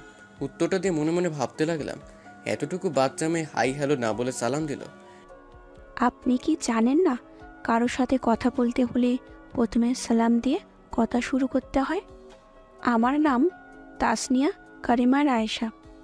নামটা শুনে বুকটা কেমন কেঁপে উঠল। আপনি আমাদের নতুন টিচার? হ্যাঁ মামুনি, আমি তোমাদের নতুন টিচার। এই নাও চকলেট। আমরা আজ থেকে ফ্রেন্ড, কেমন? ফ্রেন্ড। তুমি আমার চকলেট নিলে আমাকে পাপ্পি দিবে না? তুমি এত কিপটে কেন? তোমার সাথে আরি। কান ধরো, কান ধরে বলবে রাজকন্যার সাথে আর কোনোদিন অপরাধ করব না। তুমি জানো না রায়শা নামের অর্থ হলো রানী। আমি না তোমার টিচার? টিচারকে কান ধরতে বলা লাগে? টিচার না ছাই, তুমি এখন আমার বন্ধু। কিছুক্ষণ আগে চকলেট দিয়ে বন্ধু বানিয়েছি।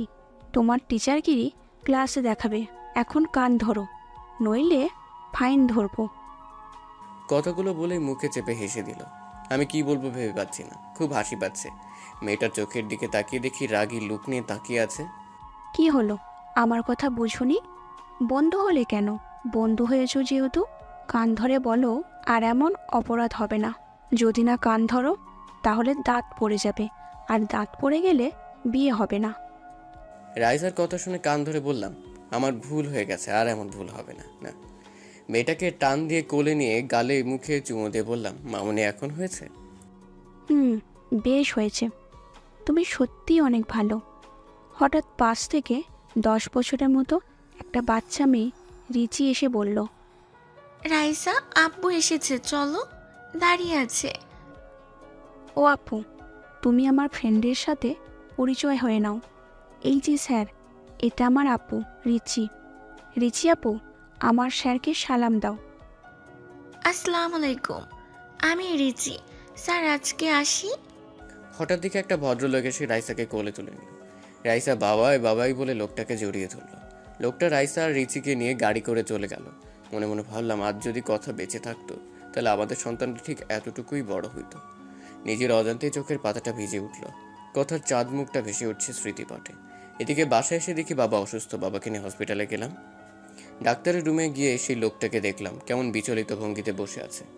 ডাক্তার লোকটিকে বলল, রফিক সাহেব, যদিও নেগেটিভ রক্ত না পাওয়া যায় 4 ঘন্টার ভেতর, তাহলে আপনার মেয়েকে বাঁচানো সম্ভব না। এদিকে আমি একজন ডাক্তারকে নিয়ে বাবাকে দেখালাম। ডাক্তার বলল, তেমন কিছু না, প্রেশারটা একটু বেড়েছে। বাবার বেড থেকে বের হয়ে পাশের বেডের দিকে তাকাতে বুকটা কেমন যেন হু হু করে কেঁদে উঠল। কি মায়াবী মুখটা, কেমন যেন অন্ধকারে ঢাকা পড়ে গেছে। মুখে অক্সিজেন মাস্ক লাগানো, মনে হচ্ছে আমার নিজের আপন কেউ। কেন এতটা কষ্ট হচ্ছে মেয়েটাকে দেখে? বুকের ভেতর চিনচিনে ব্যথা করছে। ডাক্তার রুমে গিয়ে বললাম, মেয়েটার কি হয়েছে? পাশ থেকে লোকটি বলল, কালকে স্কুল থেকে আসার সময় গাড়ি দুর্ঘটনা হয়, প্রচুর ব্লাড যায়, মাথায় অনেক আঘাত পেয়েছে। তার মা মেয়ের খবর শুনে অজ্ঞান হয়ে পড়ে আছে। মেয়েটার যদি কিছু হয়ে যায় মা বাঁচবে না। যদি এখন রক্ত পাওয়া না যায়, আল্লাহ যে কি করবেন। কথাটা বলে কেঁদে দিল। এদিকে এক নার্স এসে বলল, স্যার, ঢাকার আশেপাশে প্রায় সব ব্লাড ব্যাংকে খবর নিয়েছি, কিন্তু কোথাও রক্ত পাওয়া গেল না। এদিকে পেশেন্টের অবস্থা ভালো না, জানি না কি হবে। নার্সের কথাটা শুনে রফিক সাহেব কেঁদে দিলেন। আমার জানি কথাগুলো শুনে খুব কষ্ট হচ্ছে। আমি ডাক্তার সাহেবকে বললাম, ডাক্তার সাহেব, আমি রক্ত দেব, আমার রক্ত গ্রুপ ও নেগেটিভ। ডাক্তার তাড়াহুড়ো করে আমায় নিয়ে শুয়ে দিলেন। 2 ব্যাগ রক্ত নিয়ে রাইসাকে দিল। আমি কিছুক্ষণ শুয়ে থেকে বাবার কাছে চলে আসলাম। পরের দিন বাবাকে নিয়ে বাসায় ফিরি। হসপিটাল থেকে আসার সময় রাইসার বেডের দিকে তাকিয়ে দেখি একটা মেয়ে রাইসাকে জড়িয়ে ধরে আছে। মনে হচ্ছে এটাই রাইসার মা, কিন্তু মানুষটাকে খুব পরিচিত লাগছে। এক ধ্যানে তাকিয়ে আছে মেয়েটার দিকে। কিরে রাজ, বাসায় যাবি না? এভাবে দাঁড়িয়ে পড়লি যে? বাবার কথা শুনে খানিকটা চমকে বললাম, চলো বাবা। বাবাকে নিয়ে বাসায় আসার পর বিছানায় গাটা এলিয়ে দেই। পরের দিন হঠাৎ কে যেন দরজা নক করছে। আমি দরজাটা খুলতে আমার মাথাটা ঘুরতে লাগলো, পা দুটো কাঁপছে। কথা, তুমি বেঁচে আছো? হ্যাঁ, বেঁচে আছি। তুমি কিভাবে ভেবেছিলে আমি মরে গেছি? যাকে আল্লাহ বাঁচায় তাকে কেউ রক্ষা করতে পারে না। কিন্তু আমি যে স্পষ্ট দেখেছি সেটা তুমি রোড অ্যাক্সিডেন্টে মারা গিয়েছো। তুমি ভুল দেখেছো। তুমি জানো না এই পৃথিবীতে একজন মানুষের ন্যায় আরও 7 জন মানুষ রয়েছে। আচ্ছা বাদ দাও, এই নাও আমার বিয়ের কার্ড। তুমি কিন্তু আসবেই, আঙ্কেল আন্টির সাথে জান্নাতকেও নিয়ে আসবে। কথা, আমি তোমাকে ভালোবাসি, বড্ড বেশি ভালোবাসি। আমি আমার ভুল বুঝতে পেরেছি। প্লিজ আমাকে ক্ষমা করে দাও। তোমাকে ছাড়া সত্যি বাঁচবো না। প্লিজ ছেড়ে যাওয়ার আমায়। প্লিজ, আমার বুক থেকে তোমাকে কেউ আর কেড়ে নিতে পারবে না। কান্না করে দিয়ে কথাগুলো বললাম। চোখ থেকে টুপটাপ করে পানি পড়ছে। নিজের অজান্তেই কথার হাতটা ধরে ফেললাম। ঠাস ঠাস করে চড় বসিয়ে দিল কথা আমার গালে। হঠাৎ কি যেন পড়ায় শব্দে ঘুম ভেঙে যায়। ফ্লোরের দিকে চেয়ে দেখি বুক থেকে কথার ছবিটা পড়ে ভেঙে গিয়েছে। গলাটা শুকিয়ে গেছে। টেবিল থেকে এক গ্লাস পানি খেয়ে এসে বিছানায় ধপ করে বসে পড়লাম। আমি বুঝতে পারলাম আমি কথাকে নিয়ে বাজে স্বপ্ন দেখেছি। কথার মুখটা বারবার ভেসে উঠছে। কয়েকদিন পর স্কুলে গিয়ে দেখি রফিক সাহেব বসে আছে। আপনাকে আজ আমাদের বাড়িতে দাওয়াত, সন্ধ্যায় আসবেন। আজ আমাদের রাইসার 5ম জন্মবার্ষিকী। রফিক সাহেব কথাটা বলে বাড়ির ঠিকানা দিয়ে চলে গেল। এদিকে সন্ধ্যায় ঠিকানা দেওয়া বাসায় গিয়ে নক দিলাম। একটা কাজের মেয়ে দরজাটা খুলে দিল। বাসাটা খুব সুন্দর করে সাজানো। রাইসা দৌড়ে এসে আমায় জড়িয়ে ধরলো। খুব সুন্দর লাগছে। মেয়েটাকে কোলে নিয়ে গালে মুখে চুমু দিয়ে বুকে জড়িয়ে নিলাম। অজানা এক প্রশান্তি মনে হচ্ছে ছুঁয়ে গেল। বাড়িতে প্রায় আমাদের স্কুলের সব টিচারদের দাওয়াত করা হয়েছে। হঠাৎ সিঁড়ি দিয়ে কাউকে নামতে দেখে থমকে গেলাম। নীল রঙের চশমাটা খুলে মুছে আবার চোখে পড়লাম। বুকের স্পন্দন বেড়ে যাচ্ছে, কারণ এ তো অন্য কেউ না, কথা। এটা কিভাবে সম্ভব, যাকে নিজ হাতে দাফন করেছি, যার চাঁদ মুখটা এখনো ভেসে ওঠে, কিন্তু কথা আবার বেঁচে আছে। কথার দিকে তাকিয়ে পলক ফেলতে পারছি না। নিজের অজান্তেই কথা নাম ধরে ডাকতে গিয়ে গলাটা কেমন যেন ধরে এলো অন্যদিকে। পাশ থেকে কে যেন বলে উঠল, তানিয়া, তোমার স্বাস্থ্য এত লেট হয় কেন? কখন থেকে সবাই অপেক্ষায় করছে। আমি কিছু ভাবতে পারছি না। এদিকে রফিক সাহেব কথার হাত ধরে নামাচ্ছে। কথার সাথে কয়েকবার চোখাচোখি হয়েছে, কিন্তু কোনো কথা হয়নি। এদিকে রাইসার জন্মদিনের কেক কাটার পর কাঁধে কারো হাতে স্পর্শ পেলাম। পেছন দিকে তাকাতেই দেখি কথা। আসসালামু আলাইকুম, আমি তানিয়া রেজওয়ান রফিক। ওয়ালাইকুম আসসালাম, কেমন আছেন? জি ভালো, আপনার কাছে অনেক কৃতজ্ঞ। আপনি আমাদের কলিজার টুকরাটাকে রক্ত দিয়ে বাঁচিয়েছেন। রাইসার আব্বুর কাছে আপনার কথা শুনেছি। আপনি কি বিয়ে করেছেন? একদিন ম্যাডামকে নিয়ে বেড়াতে আসবেন। আমি কি বলবো বুঝতে পারছি না। এটা আমার কথা নয়, কিন্তু মনে হচ্ছে এটাই আমার ভালোবাসার মানুষ, আমার স্ত্রী। কিছু ভাবতে পারছি না, বুকটা ফেটে যাচ্ছে। আসার সময় বাড়ির গেট পর্যন্ত রাইজা আর তার মা এগিয়ে দিয়ে গেল। বাসায় এসে কথার স্মৃতিগুলো ভাবতে লাগলাম। আমি জানি এটা কথা নয়, কিন্তু কেন যেন বারবার আমার মন বলছে এটাই কথা, এটাই আমার পিচ্চি বউ কথা। এখন প্রায় প্রায় তাদের বাসার নিচে দাঁড়িয়ে থাকি। প্রতিদিন কোথায় যেন যায়। তানিয়া, যাকে আমার মন বলে এটা তানিয়া নয়, কথা। পরে খবর নিয়ে জানতে পারি অফিসে যাই। নিজের অফিস আছে। একদিন অফিসে যাওয়ার পথে কথার গাড়ি আগলে দাঁড়ালাম। গাড়ি দাঁড়া করাতেই বললাম, যদি কিছু মনে না করেন পার্কে গিয়ে বসতে পারি, আপনার সাথে কিছু কথা আছে। আচ্ছা চলেন। একটা পার্কে গিয়ে গাড়ি দাঁড় করালাম। কিছু বলবেন? আমার যেতে হবে। একটা সত্যি কথা বলবেন? বলেন, কি বলতে চান? আমার মন বলছে তুমি তানিয়া না। আমার কথা, আমার মন বলছে। প্লিজ মিথ্যে বলো না। আপনি কি ঠিক আছেন মিস্টার রাজ? আমি তানিয়া রেজওয়ান রফিক। আপনার কথা কি বলছেন এসব? আপনি এসব বলতে এখানে এনেছেন আমার? ছি, লজ্জা করে না? আমি মিথ্যে বলছি না। এরপর কথার সাথে ঘটে যাওয়া সব কিছু বললাম। কি আশ্চর্য, আপনি কি আমাকে নাটকের স্ক্রিপ্ট শোনাচ্ছেন? প্লিজ, আমি জানি তুমি আমার কথা, তুমি আমার সাথে মিথ্যে বলছো। কি আশ্চর্য, আমার বিয়ে হয়েছে, বাচ্চাও আছে 2টা। প্লিজ কথা, তুমি আমার কথা বলো। তুমি মিথ্যে বলছো। আমার বোন কখনো মিথ্যে বলে না। কথাটা বলে কথার হাতটা ধরে ফেললাম। কথা হাতটা ছাড়িয়ে ঠাস ঠাস করে চড় বসিয়ে বলতে লাগলো,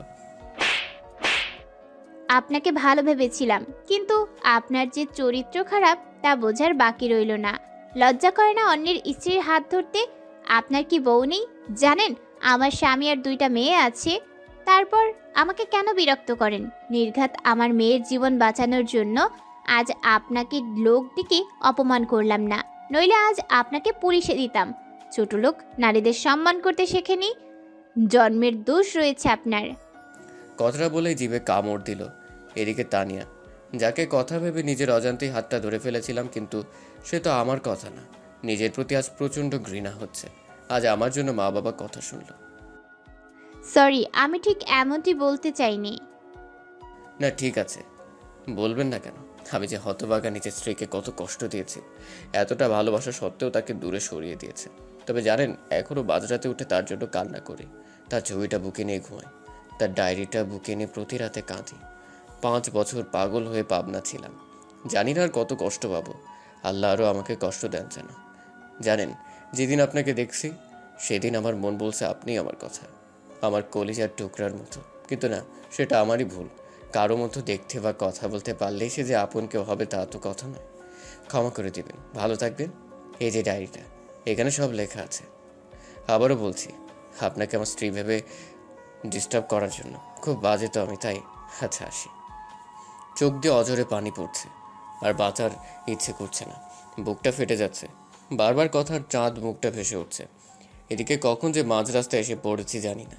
পেছন থেকে কে যেন ডাকছে। পেছন দিকে তাকিয়েই চেয়েই দেখি তানিয়া হাত দিয়ে ইশারা দিয়ে সরে যেতে বলছে। আমি মুগ্ধ নয়নে তাকিয়ে আছি। এদিকে তানিয়া দৌড়ে আসছে। কি সুন্দর লাগছে, মনে হচ্ছে আমার কলিজার টুকরার কথা দৌড়ে আসছে আমাকে ভালোবাসার পরম শিহরণে জড়িয়ে নেওয়ার জন্য। হঠাৎ কি যেন ধাক্কা দিয়ে শূন্যে উড়িয়ে ফেলে দিল। পাশ দিয়ে একটা বাস চলে গেল।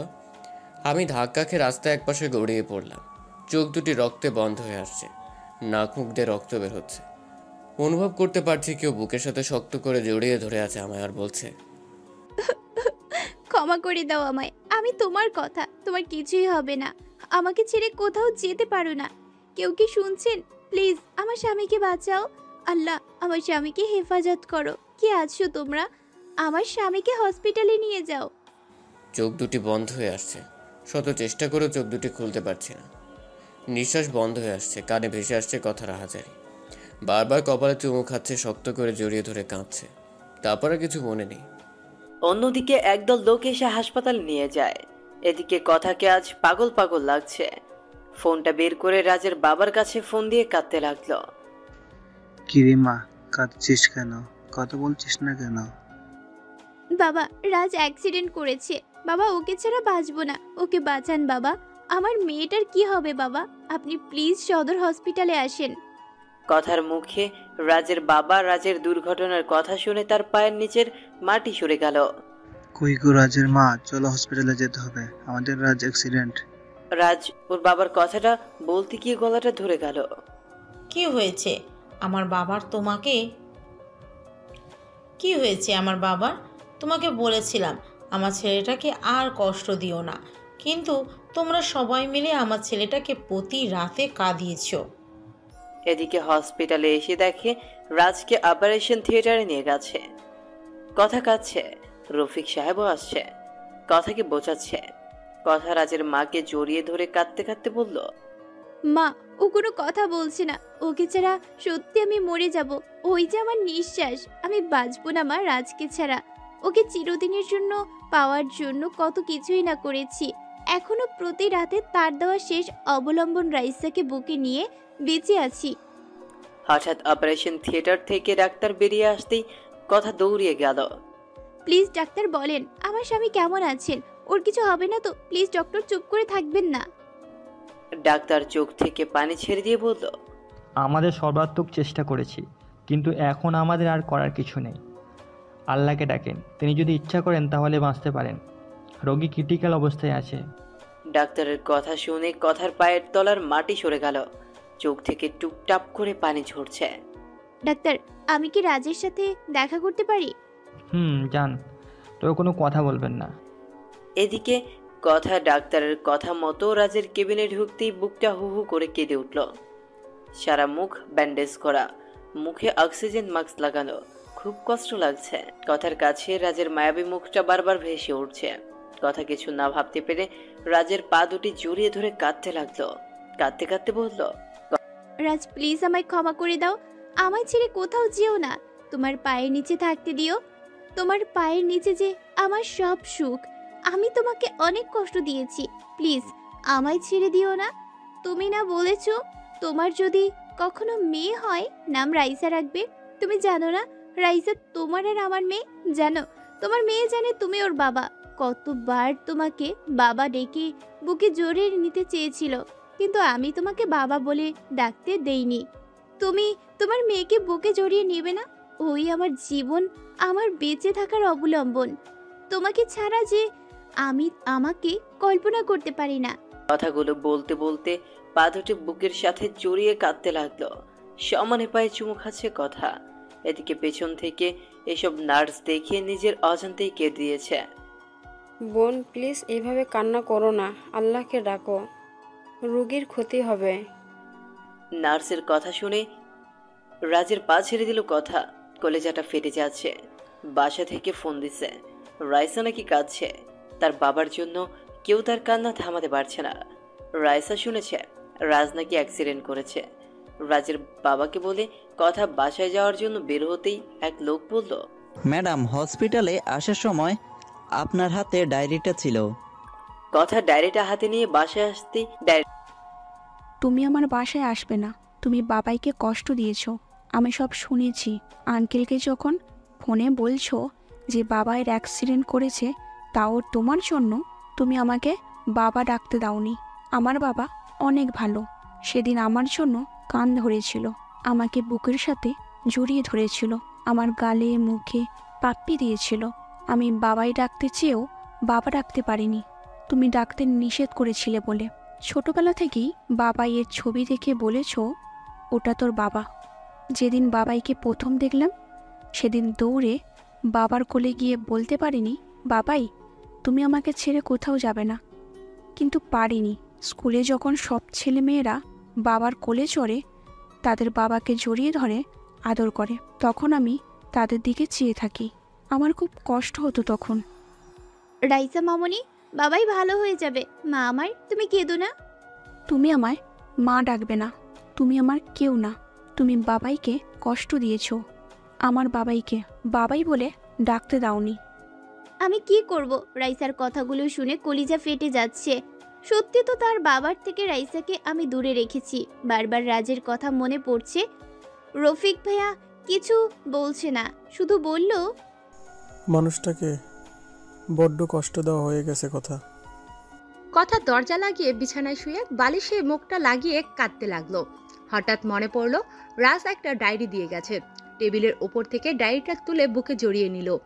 ডায়েরিটা খুলতেই চমকে গেল। আমার এই হৃদয়ে লিখলাম তোমারই নাম। ডায়েরির পরের পাতা উল্টাতেই ওগোর হৃদয় রাগিনী। জানি না কিভাবে শুরু করব। আমি যে অনেক বড় অপরাধী, তোমার অবুঝ ভালোবাসাকে অবহেলা করেছি। জানো, যেদিন তোমাকে হারিয়ে ফেলেছি সেদিন বুঝেছি তুমি কতটা জুড়ে আমার জীবনে ছিলে। জানো, প্রতিদিন তোমার জন্য কেঁদেছি। মাঝরাতে উঠে আল্লাহর কাছে চাইতাম যেন তোমাকে আমার করে দাও। প্রতিটা রাতে তোমার ছবিটা বুকে নিয়ে ঘুমতাম, তোমার ছবি বুকে নিয়ে কাঁদতাম। জানো, মানুষ মারা গেলে নাকি তারা হয়ে যায়, তাই প্রতি সন্ধ্যায় আকাশের তারাদের সাথে কথা বলতাম যেন আমার হৃদয় রাঙিনীকে তারা যেন কষ্ট না দেয়। রাতের আকাশের সবচেয়ে উজ্জ্বল তারাকে তুমি মনে করে কাঁদতাম আর বলতাম, অভিমান ভেঙে এসো না, জড়িয়ে নাও না তোমাতে, আমি যে আর পারছি না তোমার বিরহে, এসব বলে কাঁদতাম।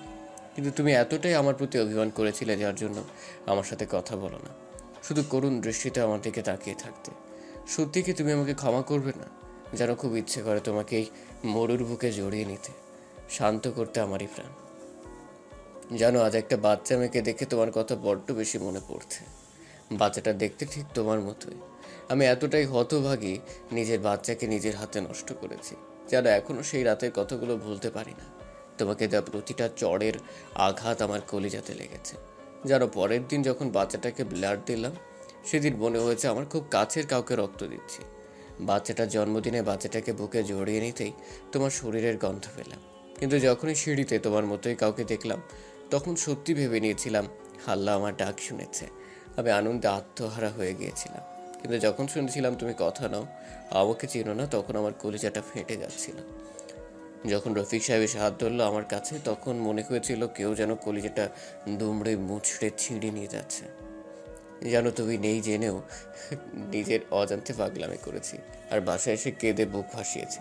পরের দিন ঠিক করলাম তোমার জন্য লেখা ডায়েরিটা তানিয়া আপুকে দিয়ে তোমার কাছেই চলে আসবো। আমি যে আর পারছি না, মৃত্যুর পথ বেছে নেওয়া ছাড়া আমার আর কোনো উপায় নেই।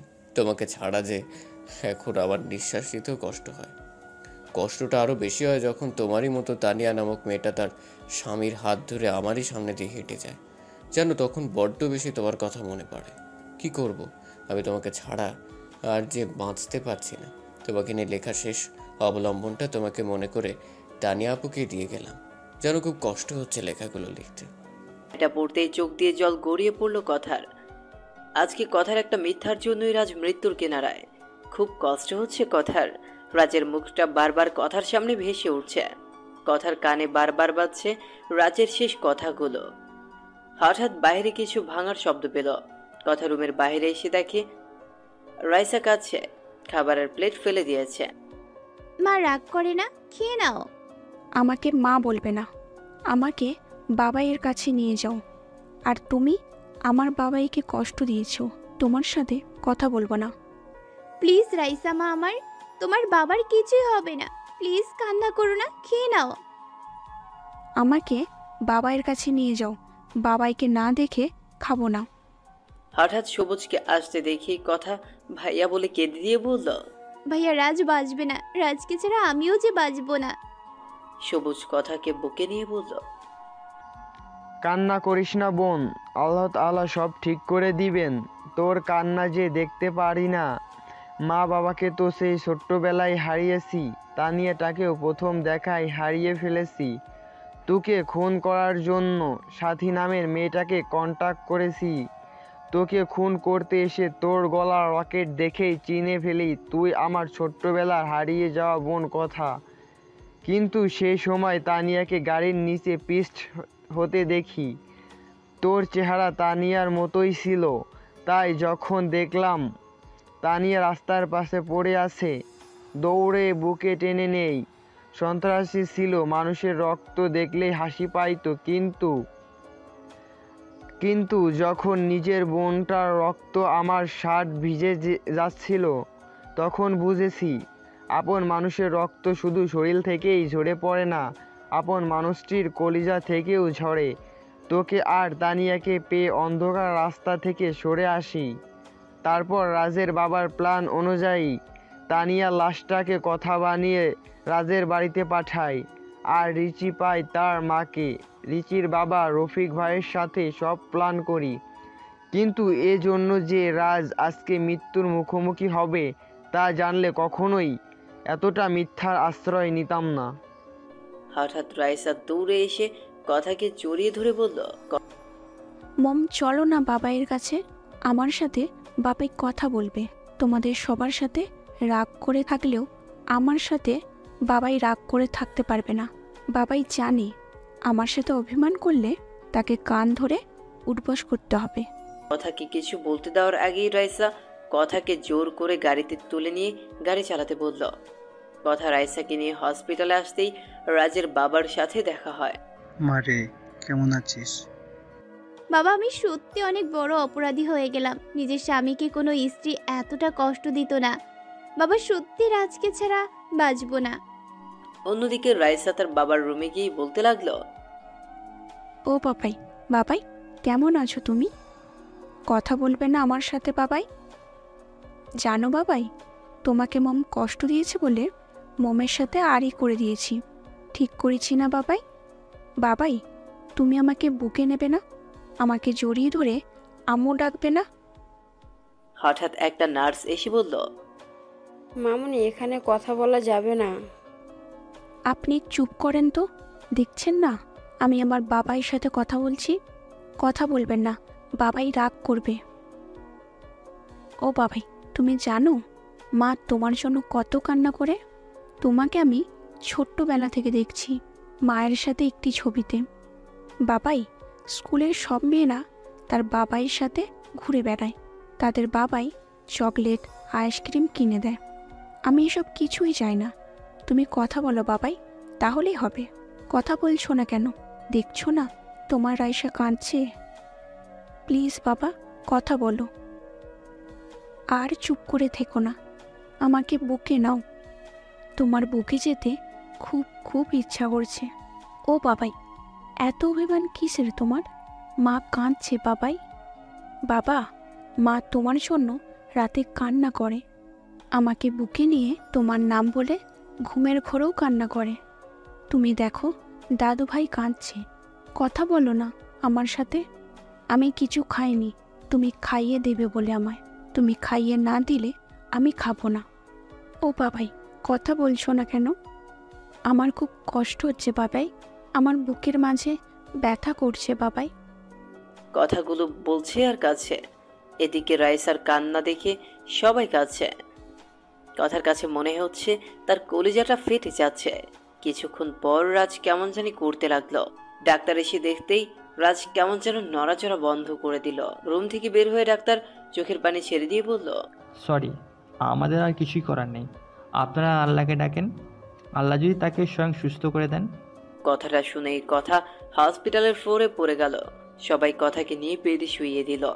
এদিকে সবাই কান্না করছে। রাইসা গিয়ে রাজের মাথায় হাত বুলিয়ে দিচ্ছে আর বাবাই বাবাই করে ডাকছে। রাইসার কান্না দেখে সবাই কাঁদছে। রাজের স্যালাইন নেওয়া বন্ধ হয়ে গেছে। হঠাৎ ডাক্তার এসে রাজের মুখ থেকে অক্সিজেন মাস্ক খুলে দিল। স্যালাইনটাও খুলে দিয়ে বলল, রাজ আর কোনো দিন ফিরবে না। যা ভেবেছিলাম তাই হলো। কথা ভাবতে পারছে না রাজ মারা গেছে। সবাই কান্না করছে। কথা নিস্তব্ধ হয়ে গেছে। রাইসা কাঁদছে আর বলছে, বাবাই, কথা বলো বাবাই। কথা বলবে না আমার সাথে? বাবাই, তুমি আর আমাকে পাপ্পি দেবে না? আমার না খুব কষ্ট হচ্ছে বাবাই। আল্লাহ কি পিচ্ছি বলে আমার চোখের পানি দেখে না? ও আল্লাহ, তুমি তো বলেছ ছোট বাচ্চারা নিষ্পাপ হয়, তাদের কোনো পাপ থাকে না, তাদের কথা অগ্রাহ্য করতে পারো না। ও আল্লাহ, দেখো আমি কাঁদছি। তুমি আমার বাবাইকে বলো আমার সাথে কথা বলতে। তুমি কথা বলতে বললে বাবাই আর চুপ করে থাকতে পারবে না। দেখো তো, বাবাই আমার সাথে অভিমান করেছে, আমাকে কোলে নেয় না, আদর করে না। আমার কষ্ট হয় না বুঝি? বাবাই, ও বাবাই, কথা বলো। মা, মা দেখো বাবাই কথা বলছে না, বাবাইকে বলো কথা বলতে। এদিকে সবাই রাজের জানাজা করে কবরে নিয়ে যাচ্ছে। কথা বাকরুদ্ধ হয়ে গেছে। ফ্যালফেল করে তাকিয়ে আছে রাজের চলে যাওয়ার দিকে। কলিজাটা ফেটে যাচ্ছে। আজ একটা ভুলের জন্য রাজ সারা জীবনের জন্য হারিয়ে গেল কথার জীবন থেকে। মম, বাবাইকে কোথায় নিয়ে যায় বলো না মা। বাবাই কি সবাই কোথায় নিয়ে যায়? বাবাই কি রাগ করেছে তাই নিয়ে যাচ্ছে? বাবাই আবার কখন আসবে মা? বলো না মা, আমার বাবাই কি সবাই কোথায় নিয়ে যায়? রাইসার কথা শুনে কথার কষ্টে বুকটা ফেটে যাচ্ছে, নিঃশ্বাস নিতে কষ্ট হচ্ছে। রাইসাকে বুকের সাথে শক্ত করে জড়িয়ে ধরেছে কথা। রাইসাকে কি বলবে, সেও উত্তর যে কথার কাছে নেই। এদিকে রাজকে কবরে নামালে কথা আর থাকতে পারে না, দৌড়ে চলে যায় কবরের কাছে, গিয়ে বলতে লাগে, আমি আমার স্বামীকে কোথাও যেতে দিব না, তোমরা কেউ আমার স্বামীকে দূরে সরিয়ে দিও না। এদিকে কথার চিল্লানি শুনে রাজের বাবা কথাকে গিয়ে বলে, কি হয়েছে মা, তুই কাঁদছিস কেন? বাবা রাজকে কবর দিয়ে দিচ্ছে, রাজকে প্লিজ কবর দিতে দিয়েন না, ওকে ছাড়া আমি বাঁচবো না। বাবা সত্যি ওকে ছাড়া আমি মরে যাব। মারে, তুই দুঃস্বপ্ন দেখছিস, রাজ বেঁচে আছে। ডাক্তার আল্লাহকে ডাকতে বলল। আমি জানি তুই রাজকে অনেক ভালোবাসিস, এত কষ্ট দেওয়ার পরও তুই ওকে ভালোবাসে গিয়েছিস। বাবা রাজ কোথায়? রাজের ডেট। কথা দৌড়ে রাজের বেডে গিয়ে দেখে রাইসা রাজের বুকে শুয়ে আছে, মুখে অক্সিজেন মাস্ক লাগানো, শরীরে স্যালাইন যাচ্ছে। কথা রাজের কপালে চুমু দিয়ে রাজের পা ধরে কাঁদতে লাগলো। প্লিজ ম্যাডাম, এভাবে কানবেন না, পেশেন্টের সমস্যা হবে, পারলে আল্লাহকে ডাকুন। ঘড়ির দিকে তাকিয়ে দেখে রাত 1টা বাজে। কথা 2 রাকাত নফল নামাজ শেষ করে মনোজাত দুটি হাত উত্তোলন করে বলতে লাগলো, হে পরম করুণাময় আল্লাহ তাআলা রহিম রহমান, এই শেষ রাতে পৃথিবীর সকল মানুষ যখন ঘুমন্ত, এমন সময় তোমার পবিত্র দরবারে দুটি হাত তুলে ধরেছি। ছোটকালেই মা বাবাকে হারিয়েছি, বাবার স্নেহ কি জিনিস কখনো তা পাইনি মায়ের ভালোবাসা, একমাত্র অবলম্বন স্বামী। আজ আমার স্বামীর জীবন ভিক্ষা চাই তোমার দরবারে। হে আল্লাহ, ফকির এক দরজায় ভিক্ষা না পেলে অন্য দরজায় যায়, আর তুমি ছাড়া তো আমার কোনো দরজা নাই। এই ভিখারিনীকে তুমি খালি হাতে ফিরাইও না। আমি কিছু চাইনি কোনোদিন তোমার দরবারে, কোনোদিন বলিনি বা অভিযোগ করিনি মা বাবাকে কেন কেড়ে নিলে। আল্লাহ, তোমার কাছে আমার স্বামীর জীবন ভিক্ষা চাই। আল্লাহ, আমার জীবনের বদৌলতে হলেও আমার স্বামীকে বাঁচিয়ে দাও। আমার মেয়েকে তুমি বাবাহারা করো না। আল্লাহ, সন্তান কাঁদলে নাকি মা সহ্য করতে পারে না। ও আল্লাহ, তুমি তো দুনিয়ার মায়ের চেয়ে তোমার বান্দাবান্দিকে লক্ষ কোটি গুণ বেশি ভালোবাসো, তাহলে এই নিশিরাতে তুমি আমার কথা শুনতে পাচ্ছ না? আমার স্বামীকে সুস্থ করে দাও হে আল্লাহ। আমার বেঁচে থাকার অবলম্বনকে আমার কাছ থেকে দূরে সরিয়ে দিও না। নিশ্চয়ই তোমার গুনাহগার বান্দের দোয়া কবুল করেছো। এই কথা বলে মনোজাত শেষ করে জায়নামাজেই ঘুমিয়ে পড়ল। ভোরের আলো পড়তেই কথার ঘুম ভেঙে যায়। কথা দৌড়ে যায় রাজের বেডে। কথা গিয়ে দেখে রাজের অক্সিজেন মাস্ক খোলা। ডাক্তার এসে বলল, রাজ আর ফিরবে না। কথাটা বলেই ডাক্তার চলে গেল। কথা চিল্লিয়ে কাঁদছে। রাজের পা দুটি জড়িয়ে ধরে বলতে লাগলো, কথা রাজের পা জড়িয়ে ধরে কাঁদছে। কথা কাঁদতে কাঁদতে রাজের কপালে গিয়ে ভালোবাসার স্পর্শ এঁকে দিল। এদিকে কে যেন কথাকে শক্ত করে জড়িয়ে ধরল। কথা চেয়ে দেখে রাজ কথাকে জড়িয়ে ধরেছে। এদিকে রাজ বলছে, আমি কি আমার পিচ্চি বউটাকে রেখে মরতে পারি? আমি যে আমার পিচ্চি বউটাকে বড্ড বেশি ভালোবাসি, আমার পিচ্চিটাকে কি জড়িয়ে ধরতে পারি? যা দুষ্ট। এই কি করছো? শার্ট তো ভেজে গেল। কথাটা বলে রাজের বুকে মুখ লুকালো। ভিজু, কেন কষ্ট দিলে আমায়? তুমিও তো আমাকে কম কষ্ট দাওনি। 5 বছর তোমাকে ছাড়া কাটিয়েছি, তাই আমিও ডাক্তারকে সবকিছু বলে ডাক্তারের সাথে প্ল্যান করে সব করেছি। তবে অ্যাক্সিডেন্ট সত্যি হয়েছিল। আচ্ছা, সত্যি যদি আমি হারিয়ে যেতাম? কথা আমার মুখে হাত দিয়ে ফেললো। কি বলছো? তাহলে আমার কি হবে? এখনো তো বাসর রাত বাকি, আর এখন আর আমি কিন্তু পিচ্ছি না। আমি হেসে দিয়ে কথাগুলো জড়িয়ে ধরলাম। হঠাৎ রাইসা এসে বলল, বাবাই মা কি আদর করবে, আমায় করবে না? রাইসাকে কোলে নিয়ে দুজনেই হেসে দিলাম।